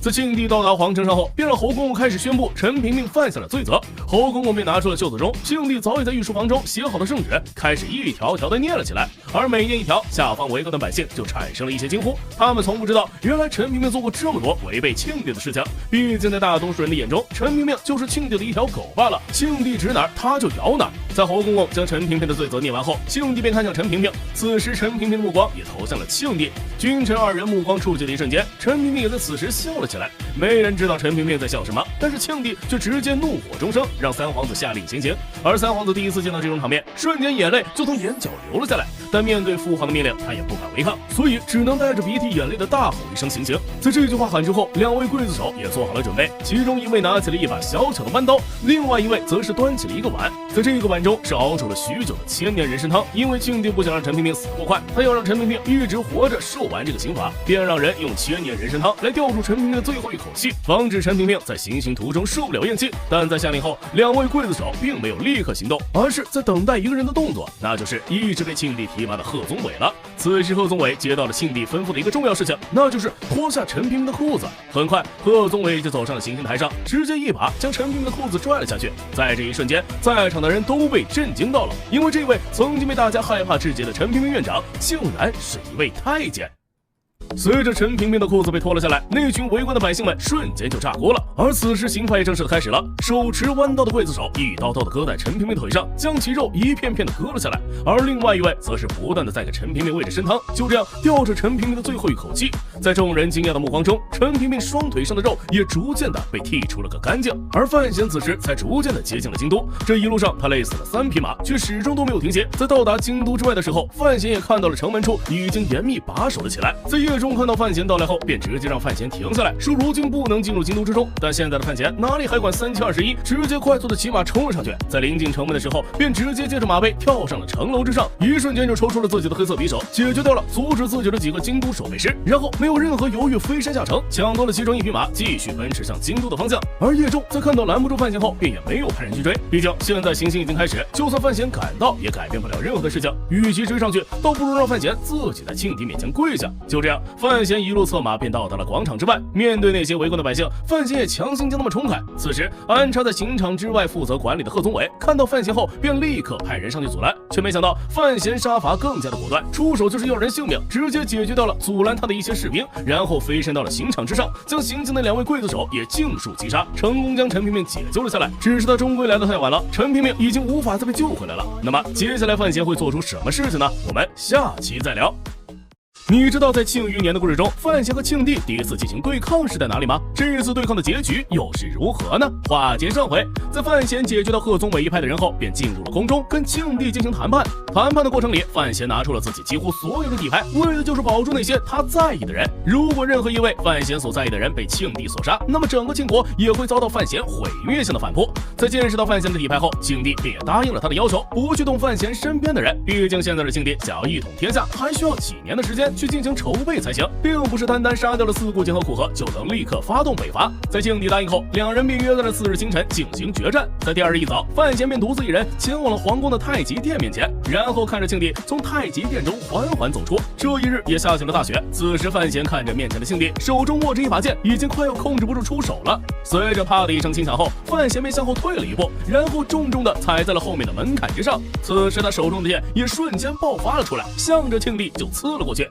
但庆帝却依旧面不改色的看着范闲，即便是范闲蓄势很久的一剑即将刺过来的时候，庆帝都只是缓缓伸出了自己的手。在寒风之中，庆帝看起来非常镇定，直接控制住了范闲的这一剑，让范闲根本无法继续前进半分。这短暂而快速的一次交手，范闲也就知道了自己和大宗师之间的差距。只是大宗师虽然超凡入圣，却终归不是神仙。范闲便秉承这一点，不断的对庆帝出手，只是依旧徒劳无功罢了。无论范闲用出什么样的进攻方式，庆帝连一脚都没有被破开。既然一个人解决不掉庆帝，那么就多搬几个元首。原本隐藏在太极殿的海棠朵朵和王十三郎二人，此时也立刻对庆帝出手。当然，在出手之前，范闲还做出了另外一件事，引爆皇宫中几处早已埋藏好的炸药，分散了庆帝的注意力，这才让海棠朵朵和王十三郎二人险些得手。只不过，就算是2位九品上一起偷袭，也依旧只是控住了庆帝短短一瞬间。下一秒，庆帝便直接将海棠朵朵给甩了出去，然后单手缠绕住王十三郎的胳膊，打算将王十三郎的胳膊给拧断。就在这时，在太极殿的牌匾后面也出现了一个散发四顾剑意的身影，影子在此时出手了。毕竟他们几个9品上的人被庆帝打飞一个就少一个战力，在王十三郎被庆帝控制住后，影子也不能再继续躲藏了。这一剑虽然比不上之前刺向四顾剑的那一剑，却也差不上许多了。面对影子的进攻，庆帝便一拳将王十三郎击飞，然后一掌也将影子给击退，没有任何多余的动作，4个9品上都是被他一击击退。不过既然来了4人，那么范闲也就不会做什么君子协议了，先一同进攻庆帝再说。就这样，4人便围绕着庆帝开始了轮番的进攻，在4个不同的方向进攻，究竟让庆帝无法同时过节。但4人还是将庆帝的实力想得过于简单了。随着寒风不断的涌动，庆帝的霸道真气也将龙袍吹鼓了起来，让整个龙袍发出了哩哩的声响。又是充满王道之气的一拳，直接轰在了范闲的胸口，将范闲给震出了太极殿的大门之外，并且滑行了数十丈之远。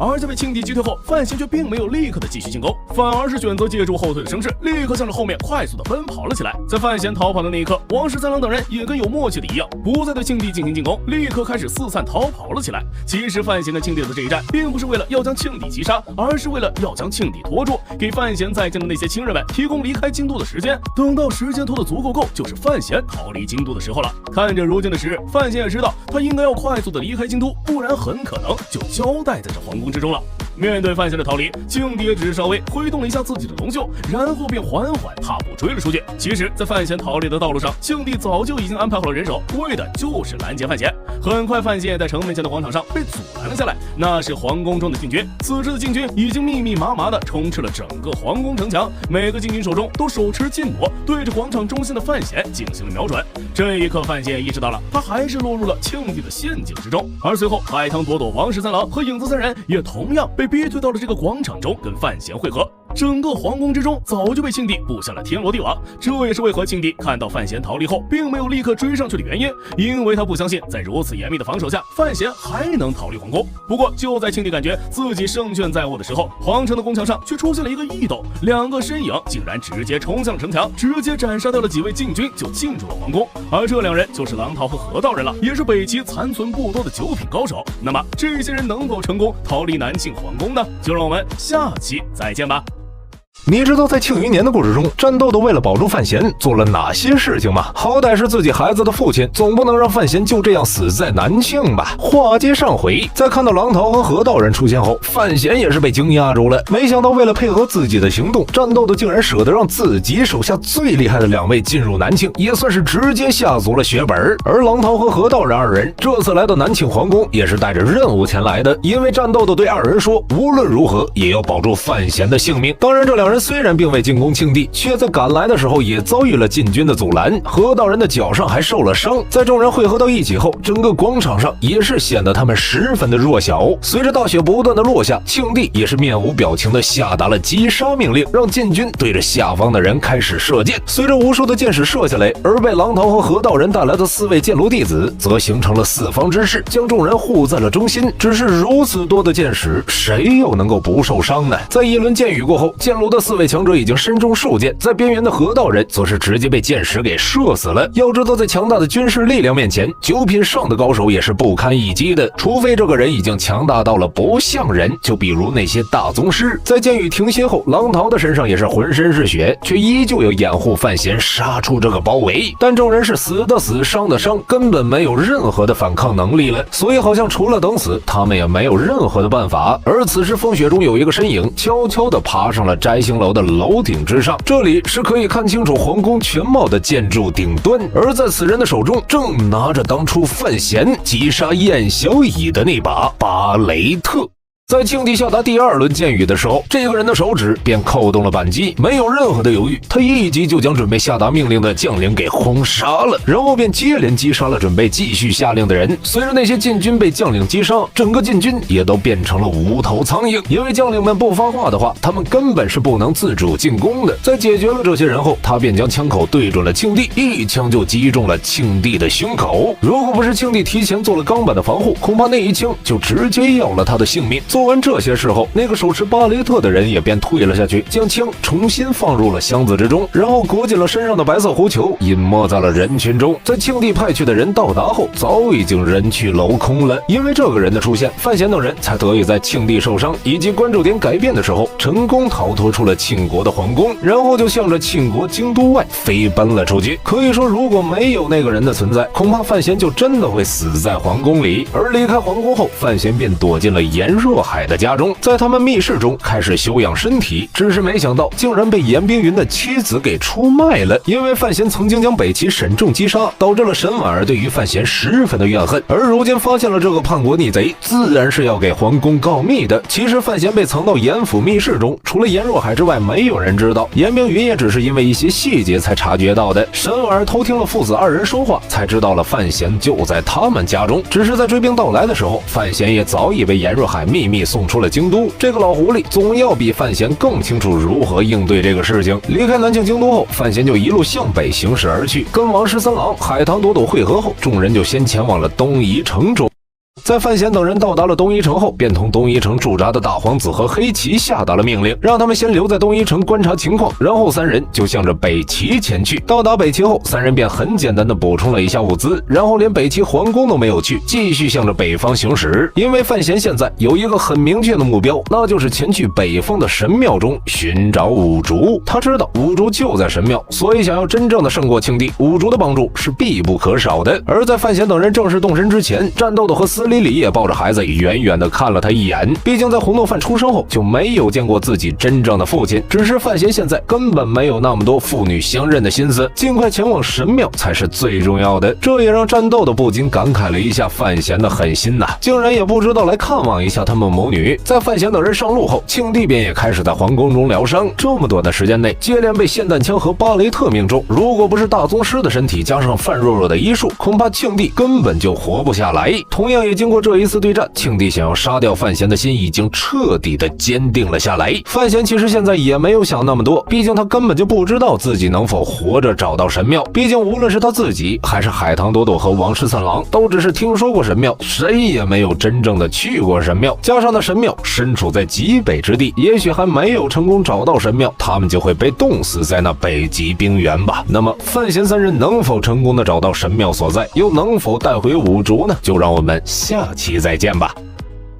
你知道在庆余年的故事中，范闲前往神庙之后，究竟是如何将五竹带回去的吗？随着范闲、海棠朵朵和王十三郎三人到达极北冰原后，便向着神庙的方向不断的前进。只不过三人一路上也都是凭借一个大致的方向不断的前进罢了。至于神庙究竟在什么地方，其实三人都不知道，并且这一路上寒风冰雪也可谓是让三人受尽了苦难。天上的太阳似乎就和摆设一样，根本没有一丝的温暖可言。尤其是范闲现在的重伤还未好，经过风雪的洗礼后，伤势也加重了一些。整日里，范闲除了迷迷糊糊的起来观察一下方向外，就是躺在雪橇之中睡觉。这也让海棠朵朵和王十三郎二人对于范闲的状态有些担心。如今对于三人来讲，最大的问题就是他们需要跟时间进行赛跑。只要找到神庙的话，那么范闲的伤势也就会稍微好上一点儿。在仔细辨别了一下方向后，范闲便指着一个方向说道：“顶多还有15天的路程，他们就会到达神庙。”但海棠朵朵也只能无奈的叹了口气，毕竟地图他们都看过很多次了，每次都还说只有10几天，但10几天都过去了好几个了，他们依旧没能够找到神庙的踪迹。只是无论如何，众人都是必须要继续走下去的。而又经过了10几日的路程后，范闲三人才总算看到了一些东西，那就是在远方有一座巨大的冰山。在冰山出现后，三人便也稍微松了口气。根据肖恩所说，那神庙似乎就在冰山之上，看到冰山的话，也就意味着看到了神庙，所以三人也再度有了一些信仰，开始向着那冰山不断的前进。只是冰山看起来近在咫尺，走起路来却依旧是十分的遥远。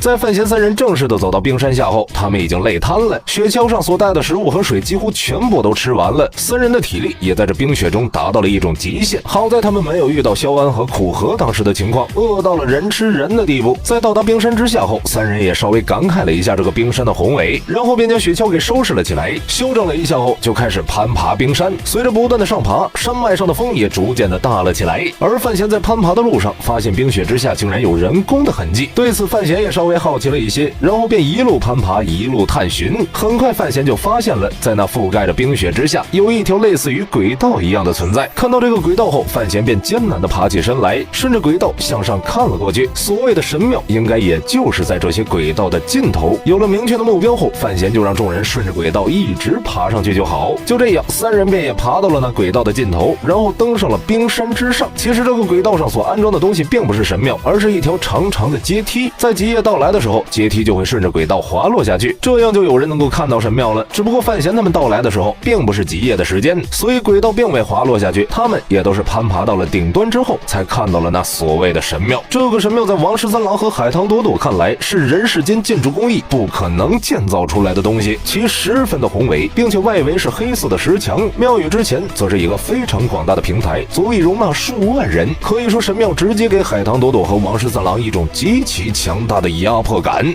范闲在看到神庙后却是十分的平静，这种建筑在他的前世已经见过不少了，所以根本引起不了太大的兴趣。随着走到了神庙大门之前，范闲抬头看向了神庙上的那块牌匾，一瞬间范闲就理解了这个神庙究竟是什么东西。虽然牌匾上的字已经模糊不清了，但通过一些字母的拼凑组合，范闲也能够猜出这其实是一个军事博物馆。此时范闲也认为自己的推论是正确的，他脚下的土地依旧是地球，只是在他的记忆之中好像还没有这么大的一个博物馆存在。此时范闲站在神庙的大门之前，有些木讷地看着这神庙。但就在范闲心中产生了疑问的时候，一个不带有任何情绪的声音从神庙的大门中响了起来。这个声音的出现也让范闲对于里面的情况更为好奇了，并且原本关闭的神庙大门竟然悄无声息地打开了一条缝，似乎是在迎接着范闲几人的到来。虽然有些不明所以但范闲依旧是走了进去，毕竟他们来到这里就是要进入神庙之中，就算里面真有神明，那就走出来让他们见一见。在进入神庙后，三人也发现了里面的空间异常的庞大，只不过却没有存在什么东西了。整个神庙可以说是十分的破败不堪，三人也就径直的向着神庙中央走了过去。很快他们就看到了一个圆台，圆台在范闲三人到来后竟然散发出了淡淡的金光，随着金光缓慢的凝聚成型，便成为了一个被光芒所笼罩的老者。见到此景，海棠朵朵和王十三郎立刻就跪了下去，他们无论如何也无法理解现在的画面，只能是将这个老者当做一位仙人了。但范闲看着老者却冷哼一声，那么这个老者究竟是什么东西呢？五竹又在哪儿呢？我们下期再见。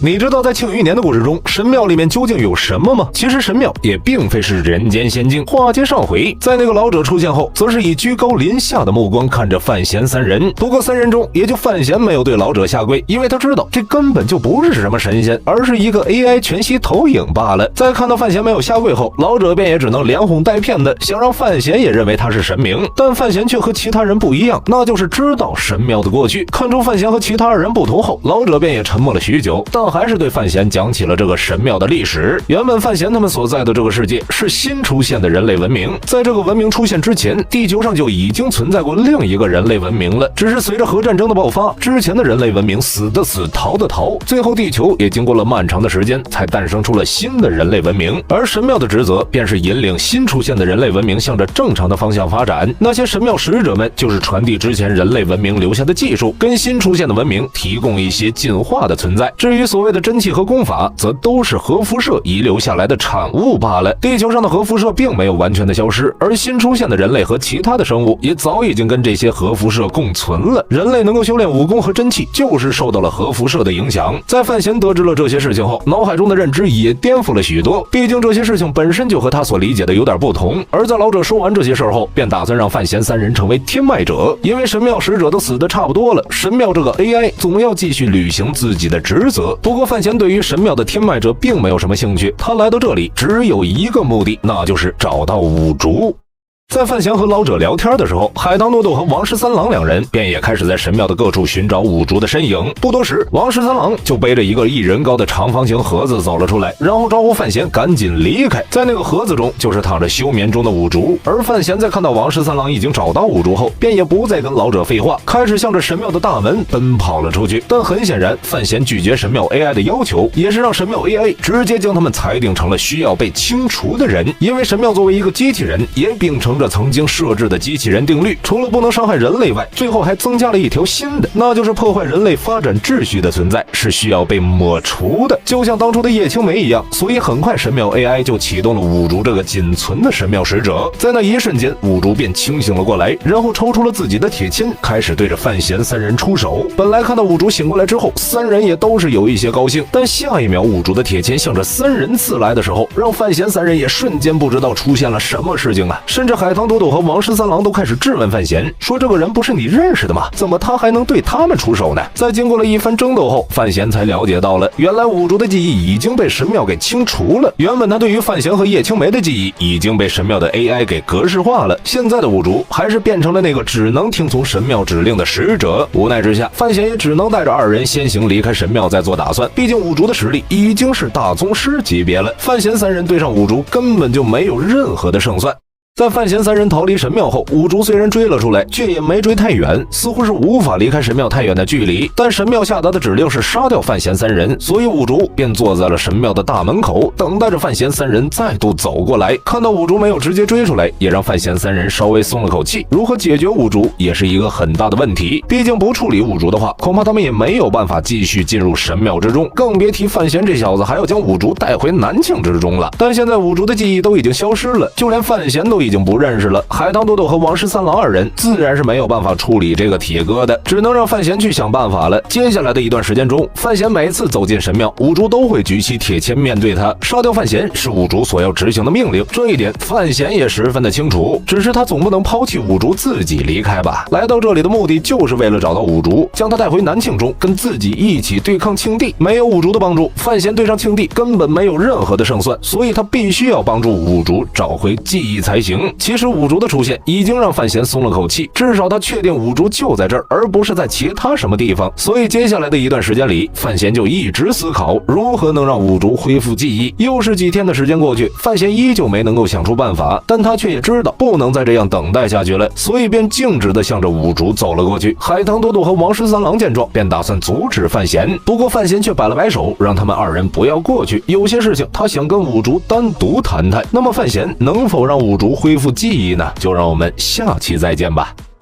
你知道在庆余年的故事中，范闲是如何恢复五竹记忆的吗？机器人被格式化后的记忆还真的能够恢复过来吗？话接上回，在范闲靠近五竹后，五竹也没有任何的犹豫，直接用手中的铁钎刺向了范闲。很快，范闲的肩膀就立刻被五竹给刺穿了。至于五竹为何不直接要了范闲的性命，好像是他系统的潜意识中似乎有一些东西在阻止着五竹杀掉范闲，但那些东西究竟是什么，五竹自己也不知道。在看到五竹竟然没有杀掉自己后，范闲便意识到了事情也许会有一些的转机，所以便对五竹说起了一些事情，就是五竹曾经跟叶青梅经历的事情。在说出叶青梅三个字后，范闲便期盼着五竹能够有一些反应，但他就没有任何的回应，不过也没有继续进攻范闲，似乎是在等待范闲继续说下去。就这样，范闲将叶青梅和五竹的一些事情全部都说了出来，从萧恩和苦荷二人来到神庙中见到二人开始，再到叶青梅死在太平别院的事情，范闲都一五一十的说了出来。当然其中也有很多范闲所不知道的，但是那些却已经不重要了。范闲需要用这些记忆来唤醒五竹心中那隐藏的记忆，他不相信五竹就这样忘了叶青梅，甚至认为就算五竹忘了自己，也不会忘了范闲的那位母亲。直到将所有的事情说完后，五竹却依旧一动不动，仿佛死机了一般。而范闲也不知疲倦地重复着那些故事，以及他自己之前和五竹经历过的事情。对于范闲的这个举动，海棠朵朵和王十三郎二人也有些感觉他已经是得了失心疯。这样真的能让那个五竹想起他吗？谁也不敢保证，就连范闲自己也不敢保证。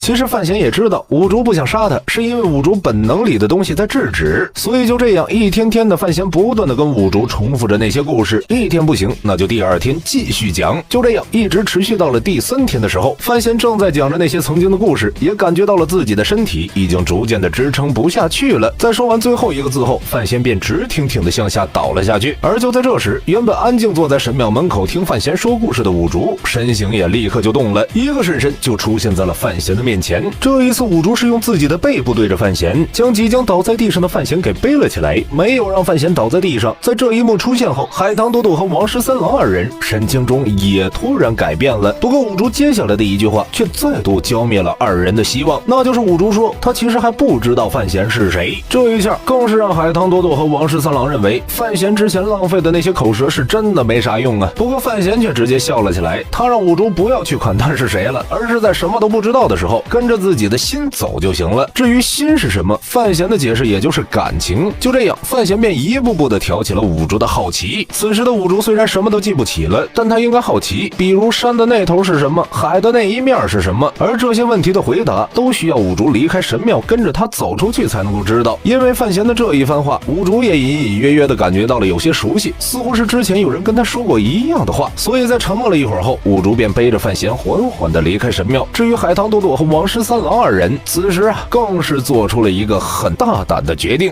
在看到五竹背起范闲后，二人都知道范闲获胜了，只不过王十三郎的脸上却没有丝毫的快乐，有的只是更多的可怕。此时王十三郎浑身都在颤抖着，因为刚才他带着海棠朵朵偷偷溜到了神庙之中，不管3七21，两人将神庙砸了个干净。当然在做完这些事情之后，王十三郎和海棠朵朵才反应了过来，亵渎神明竟然没有遭到天谴。而两人的做法对于范闲来讲其实也算不上什么事情，毕竟神庙的真身他已经了解清楚了，就算是砸了也无妨。五竹的事情处理完毕后，范闲也就不多在神庙停留了，4人便走下了冰山，登上了停在下面的雪橇，准备离开这个冰原。但将范闲放在雪橇上之后，五竹并没有跟其他人一样坐在上面，而是选择跟在了雪橇之后。对此范闲也并没有强求他上来，毕竟能够将五竹带出来就已经是很艰难的事情了。如果做出一些举动让五竹选择回到神庙之中，那么这才是真正得不偿失的事情。所以就这样，众人一前一后的向着南方行驶。在冰山上下来之后，五竹依旧保持着冷漠和沉默，只是远远的跟着范闲的队伍，没有开口说一句话，因为他的记忆依旧没能够恢复。现在的五竹还是一个冰冷的躯壳罢了。范闲也不知道五竹能不能真正的醒过来，更不知道他什么时候才会醒过来，但只能不断的祈求啊。而这次回到南方，范闲也很清楚自己需要面临什么，那么就是跟庆帝之间真正的决战了。那么五竹会恢复记忆吗？范闲和庆帝的决战结局又是如何呢？就让我们下期再见吧。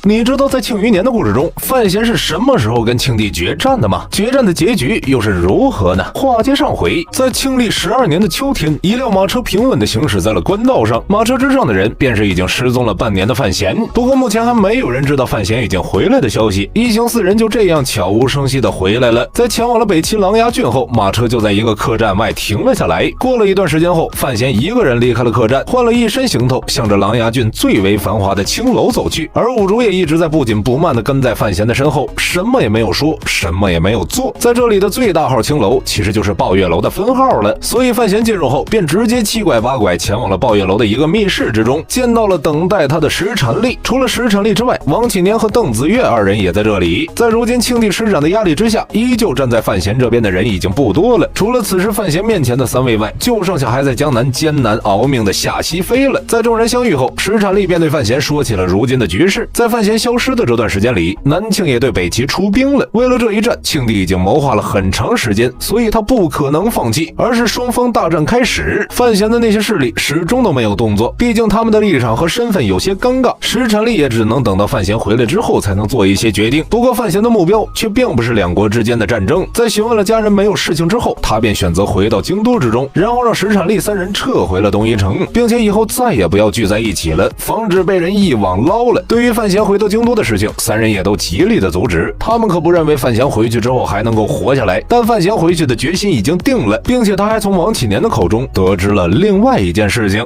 根据王启年的情报，庆帝如今的身体似乎出了一些问题，所以他才会如此紧急地发动北伐之战。而传给王启年消息的便是那隐藏在宫中的红烛了，所以这个消息的可信度还是很高的。在跟3人分手后，范闲便也回到了客栈之中。此时海棠朵朵和王十三郎也跟范闲告别了，王十三郎则是要以最快的速度回到东夷城，告诉建炉的人范闲还活着。而海棠朵朵则是要回到北齐，毕竟两国的战斗已经开始。海棠朵朵作为北齐的圣女，自然是要回去助北齐一臂之力的。对于这2人的离开，范闲没有任何的疑问，毕竟他们的事情已经解决了大半。至于回去跟庆帝的决战，这2人是否要来掺上一脚，那就看他们2人之后自己的决定了。处理好琅琊郡的事情后，范闲就登上了黑色马车，带着兀术开始向着南庆京都行驶了过去。随着一路向北，范闲经过2国边境的时候，便看到了4处焚烧的村落以及死在路上的百姓。不过对于是入侵的庆军所为，还是被打散的北齐留兵所为，范闲也没有那么多的心思去研究。战争本就是人类的原罪，这个世界上怎么可能有好战争和坏战争之分呢？而在度过了北齐和南庆的交界线，正式的进入南庆之后，许久没有说话的兀术便突然间开口了，那就是对范闲说，神庙之外的世界在他看来也并不怎么好。对于突然说话的兀术，范闲心中也稍微有了一些安慰，然后就给兀术解释起了这外面的世界为何会这样。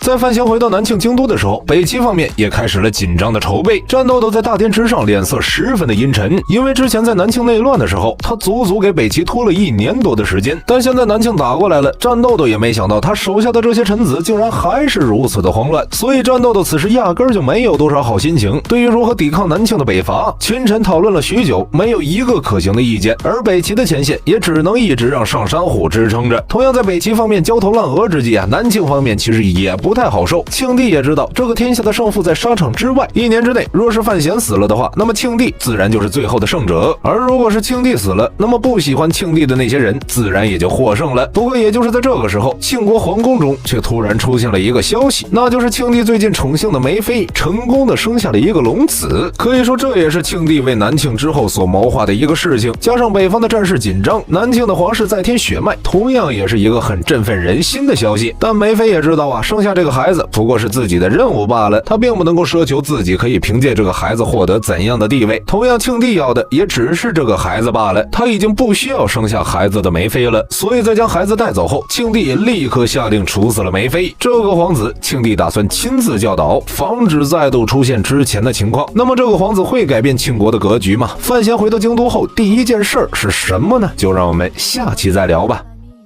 你知道在庆余年的故事中，范闲和庆帝最终的决战如何吗？庆帝又是如何身死的呢？我们话接上回，在范闲带着五竹回到京都后，便换上了一身很普通的打扮，不断的混迹在人群之中。他在寻找一个东西，那就是之前丢失的箱子。在之前被围困的时候，范闲也听到了巴雷特的声音，更是知道庆帝险些死在巴雷特之下。但箱子现在在谁的手中，他却不知道。只要能够找到箱子，后面的事情便会简单很多。一直以来，范闲都认为自己身怀三宝，便是整个天下都去得了。而这三宝分别是独臂手、五竹书和那个箱子。但现在五竹已经变成了一个白痴，箱子又不知道身在何处，仅仅靠着一个匕首啊，范闲也是深感无力了，所以只能走一步看一步。在带着五竹居住在客栈的时候，五竹看着客栈的玻璃，突然间便有了一些感悟。只是此时范闲已经离开了客栈之中，独身前往了京城。就算是找不到箱子，他也需要跟庆帝做一下最后的了断。这一日，天空之中也下起了雨，似乎是在给范闲和庆帝的最后决战增添一些气氛。而五竹在认出玻璃这个东西后，便也发现有些事情在不断的涌出自己的心头。就这样，五竹便冒着雨走在了街道上，一路向着皇宫的方向走了过去。他并不知道自己为何要去那儿，只是感觉那里似乎有人在等待他。而在走到皇城前的广场时，五竹也遭受到了一些普通人的欺辱。那群小孩子将五竹当做了一个傻子，纷纷用石头扔他，但五竹只是将这件事当做了游戏，从而回击了那几个小孩子一些石头，却因为用力过猛，被那些普通人当做了怪物一样打骂。这更是让五竹有些不明白，明明是对方先跟自己玩的，为何突然间就开始打骂自己呢？而在他还没有想通的时候，人群的骚动便也引起了京城守卫的察觉。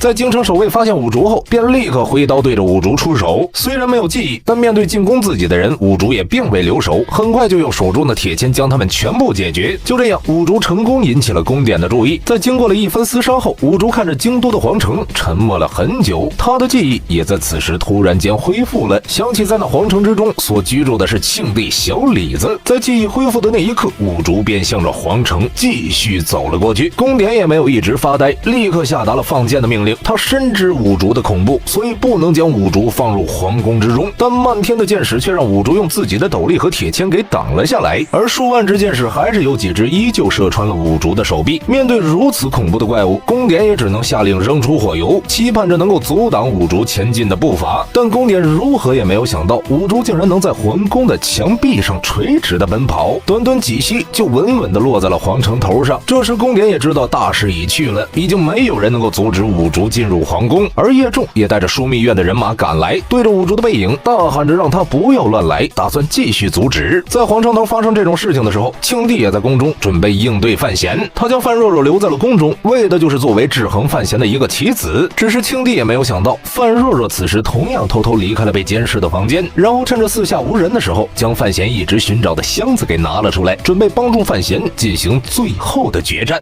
相比于五竹和范若若二人，范闲则是在昨夜子时的时候就偷偷一个人溜入了宫中，然后通过红烛的帮助打扮成了一个小太监，准备在这皇城里面给予庆帝老子最后一击。当然时机的把握还是很重要的，所以范闲并没有过早的暴露自己的行踪，而是安安稳稳的等待天亮雨停。在范闲等待的时候，范若若也是带着巴雷特在等待着。他知道自己的师傅五竹也来了，那个曾经教他如何使用巴雷特的人，所以无论如何，范若若也要帮上自己的哥哥和师傅一把。随着盔甲被刺穿，无数的人倒在痛苦的哀嚎声音中，五竹终于握着铁签缓缓走向了皇城大殿。他虽然不是人，却也不是神，面对这些人间精锐前仆后继的进攻，五竹也受了不少的伤害，手中的铁签已经报废了，原本整整齐齐的黑发也已经散乱，身上的衣服更是出现了无数的破洞，就连腿也被砸断了，以一种让人无法置信的角度向着后方扭曲，看来是根本无法行走了。但五竹依旧不断的在前进，看着大殿中的庆帝，似乎是要一直走到庆帝的面前。看着越来越近的五竹，庆帝的眼睛之中也出现了一丝不安。但现在他终于确认了五竹并不是个死物，而庆帝也一直不打算自己跟五竹交战。短短瞬息，叶仲也带着兵马通过宫门冲了过来，带着数百名精锐包围了五竹。庆帝的身边出现了10几位庆庙的苦修士，庆帝要让这些人一点点耗死那五竹。只是让庆帝没想到的是，苦修士们看到五竹后，竟然齐齐的对着他跪了下去。那么苦修士们为何会对着五竹下跪呢？范闲究竟什么时候对庆帝出手呢？我们下期再聊。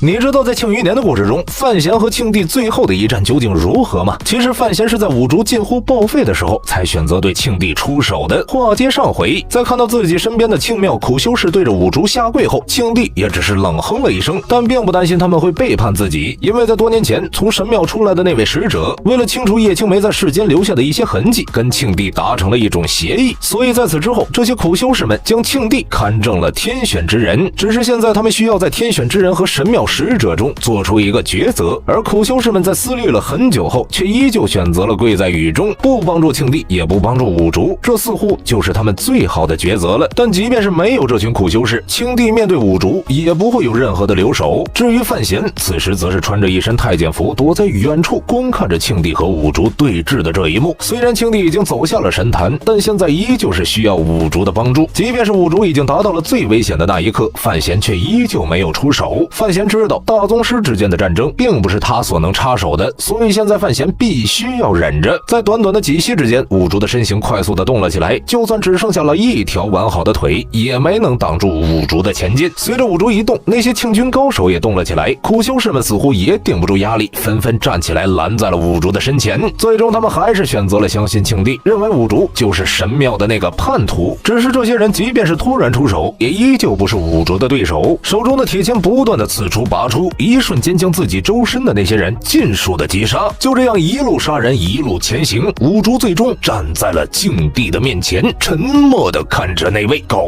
高在上的皇帝。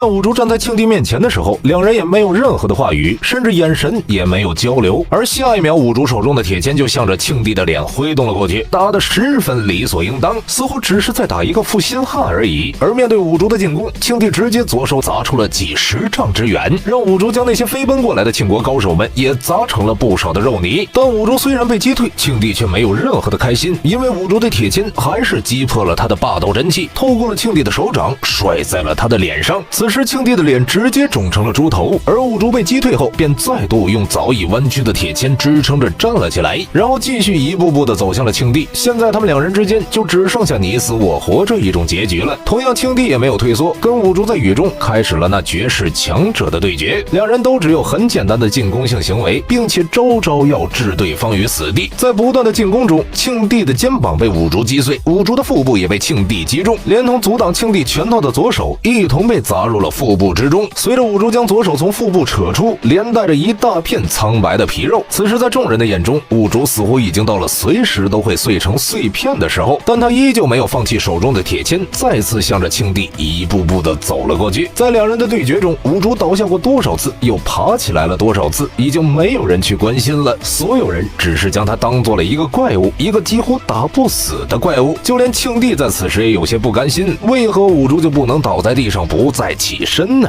面对早已残破不堪的五竹，庆帝抬头看了看天空，此时天空中的雨也逐渐的停歇了，似乎要为这场战斗画上一个句号。而庆帝也开始如同狂风暴雨一样，不断的用王道之拳轰在五竹的身上，直到五竹倒在庆帝的身边，无法继续起身后才停了下来。但五竹手中的铁签也在这一刻刺入了庆帝的腹部，虽然冒着身受重伤的风险，不过让五竹彻底的报废，还是让庆帝产生了一丝短暂的骄傲。只是接下来就是无尽的疲惫了，因为范闲在此时还没有出现。庆帝明知道范闲就躲在宫中的一个地方，等待着对自己出手的时机，却还是迟迟没有现身。他认为范闲早就应该出来了，比如在五竹第一次倒在地上的时候，或者五竹腿断成两截的时候，但范闲却并没有出现，这也让其感受到了一丝淡淡的失望，以及一丝不祥的气息。能够如此忍耐，范闲似乎已经是产生了蜕变，如同毒蛇一样躲在暗处，准备那最后的一击。只是现在庆帝也不再去想范闲了，他缓缓地拔出了自己腹部中的铁签，准备先去处理一下伤势。但就在这时，空气中突然出现了一种十分诡异的气息。就在庆帝将铁签拔出的那一刹那，庆帝左臂的肘关节被一股十分神秘而强大的力量击碎，随即响起的就是范闲和庆帝都十分熟悉的巴雷特的枪声。有人暗中对庆帝进攻了，只是这次进攻却只打中了庆帝的胳膊，而并非瞄准庆帝的脑袋。那么这又是为什么呢？击打庆帝的人又是谁呢？范闲到底什么时候才会出手呢？我们下期再聊。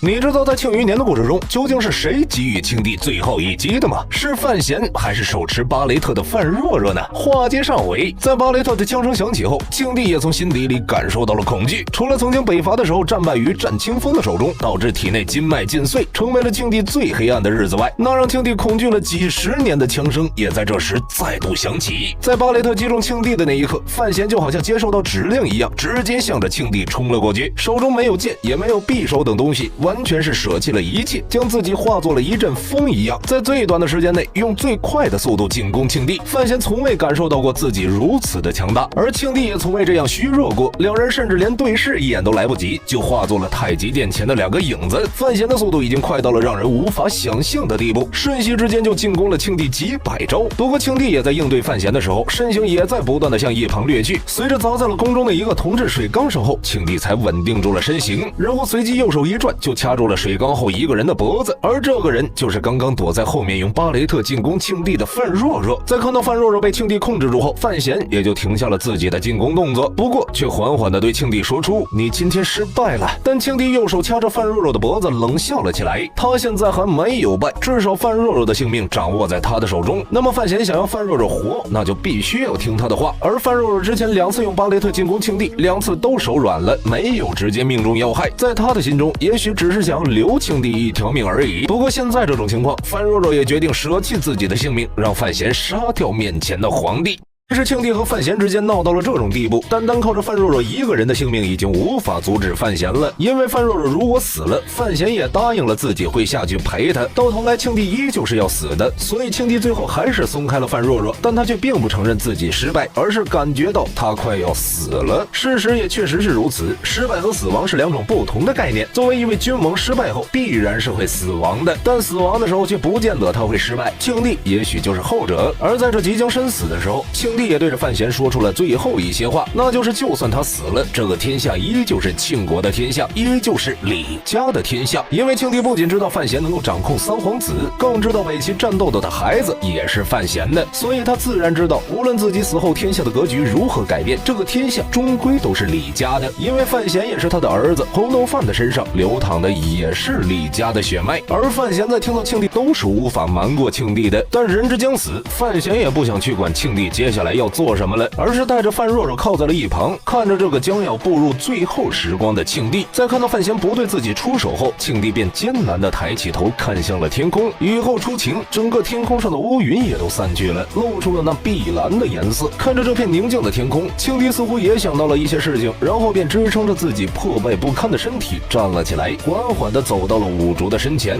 他之前一直有2个想要知道的事情，其中之一就是那个箱子里装的是什么，现在已经知道了，而另外一个那就是五竹黑布下究竟是什么。看着五竹眼睛上的黑布，庆帝在这时笑了起来。原本困扰在他心中的2个疑问，如今也都已经快要得到答案了。但摘下五竹黑布的那一刻，一道彩虹色的光芒直接从五竹的眼睛中射了出来，将庆帝的身体洞穿，然后射向了庆帝身后的太极殿。瞬间，整个太极殿便在那彩虹光芒之下燃烧了起来。而庆帝也在最后一刻用仅存的霸道真气狠狠地砸向了五竹的头，让五竹的头向着后方仰去，让那黑布落下，重新盖在了他的眼睛上。就这样，庆帝直接在彩色的光芒照耀下身死，而范闲也成为了谋杀帝王的逆贼。不过3皇子成为新皇帝后，却将这件事给镇压了下来，并没有去追究范闲以及跟范闲有关的人，让范闲前往了江南，找了一个僻静的地方隐居了下来。在范闲临走之前，还安排红烛将庆帝那个新生下的皇子送出了宫中，以确保未来不会有人威胁到3皇子的皇位。就这样，整个庆国的事情便彻底的解决。至于五竹，则是被送到了大东山中养伤，五竹依旧是死不了的，这一点范闲十分确信。当然，至于这次五竹要休养多长时间，范闲也是不知道，毕竟他报废的有些太过于严重了。整个天下虽然范闲已经不在局中，却依旧掌握着这个局面，只是未来庆余年的故事会走向何方呢？好像连范闲自己也不知道吧。好了，今天的内容到这里就结束了，大家有什么观点，欢迎在下方留言互动。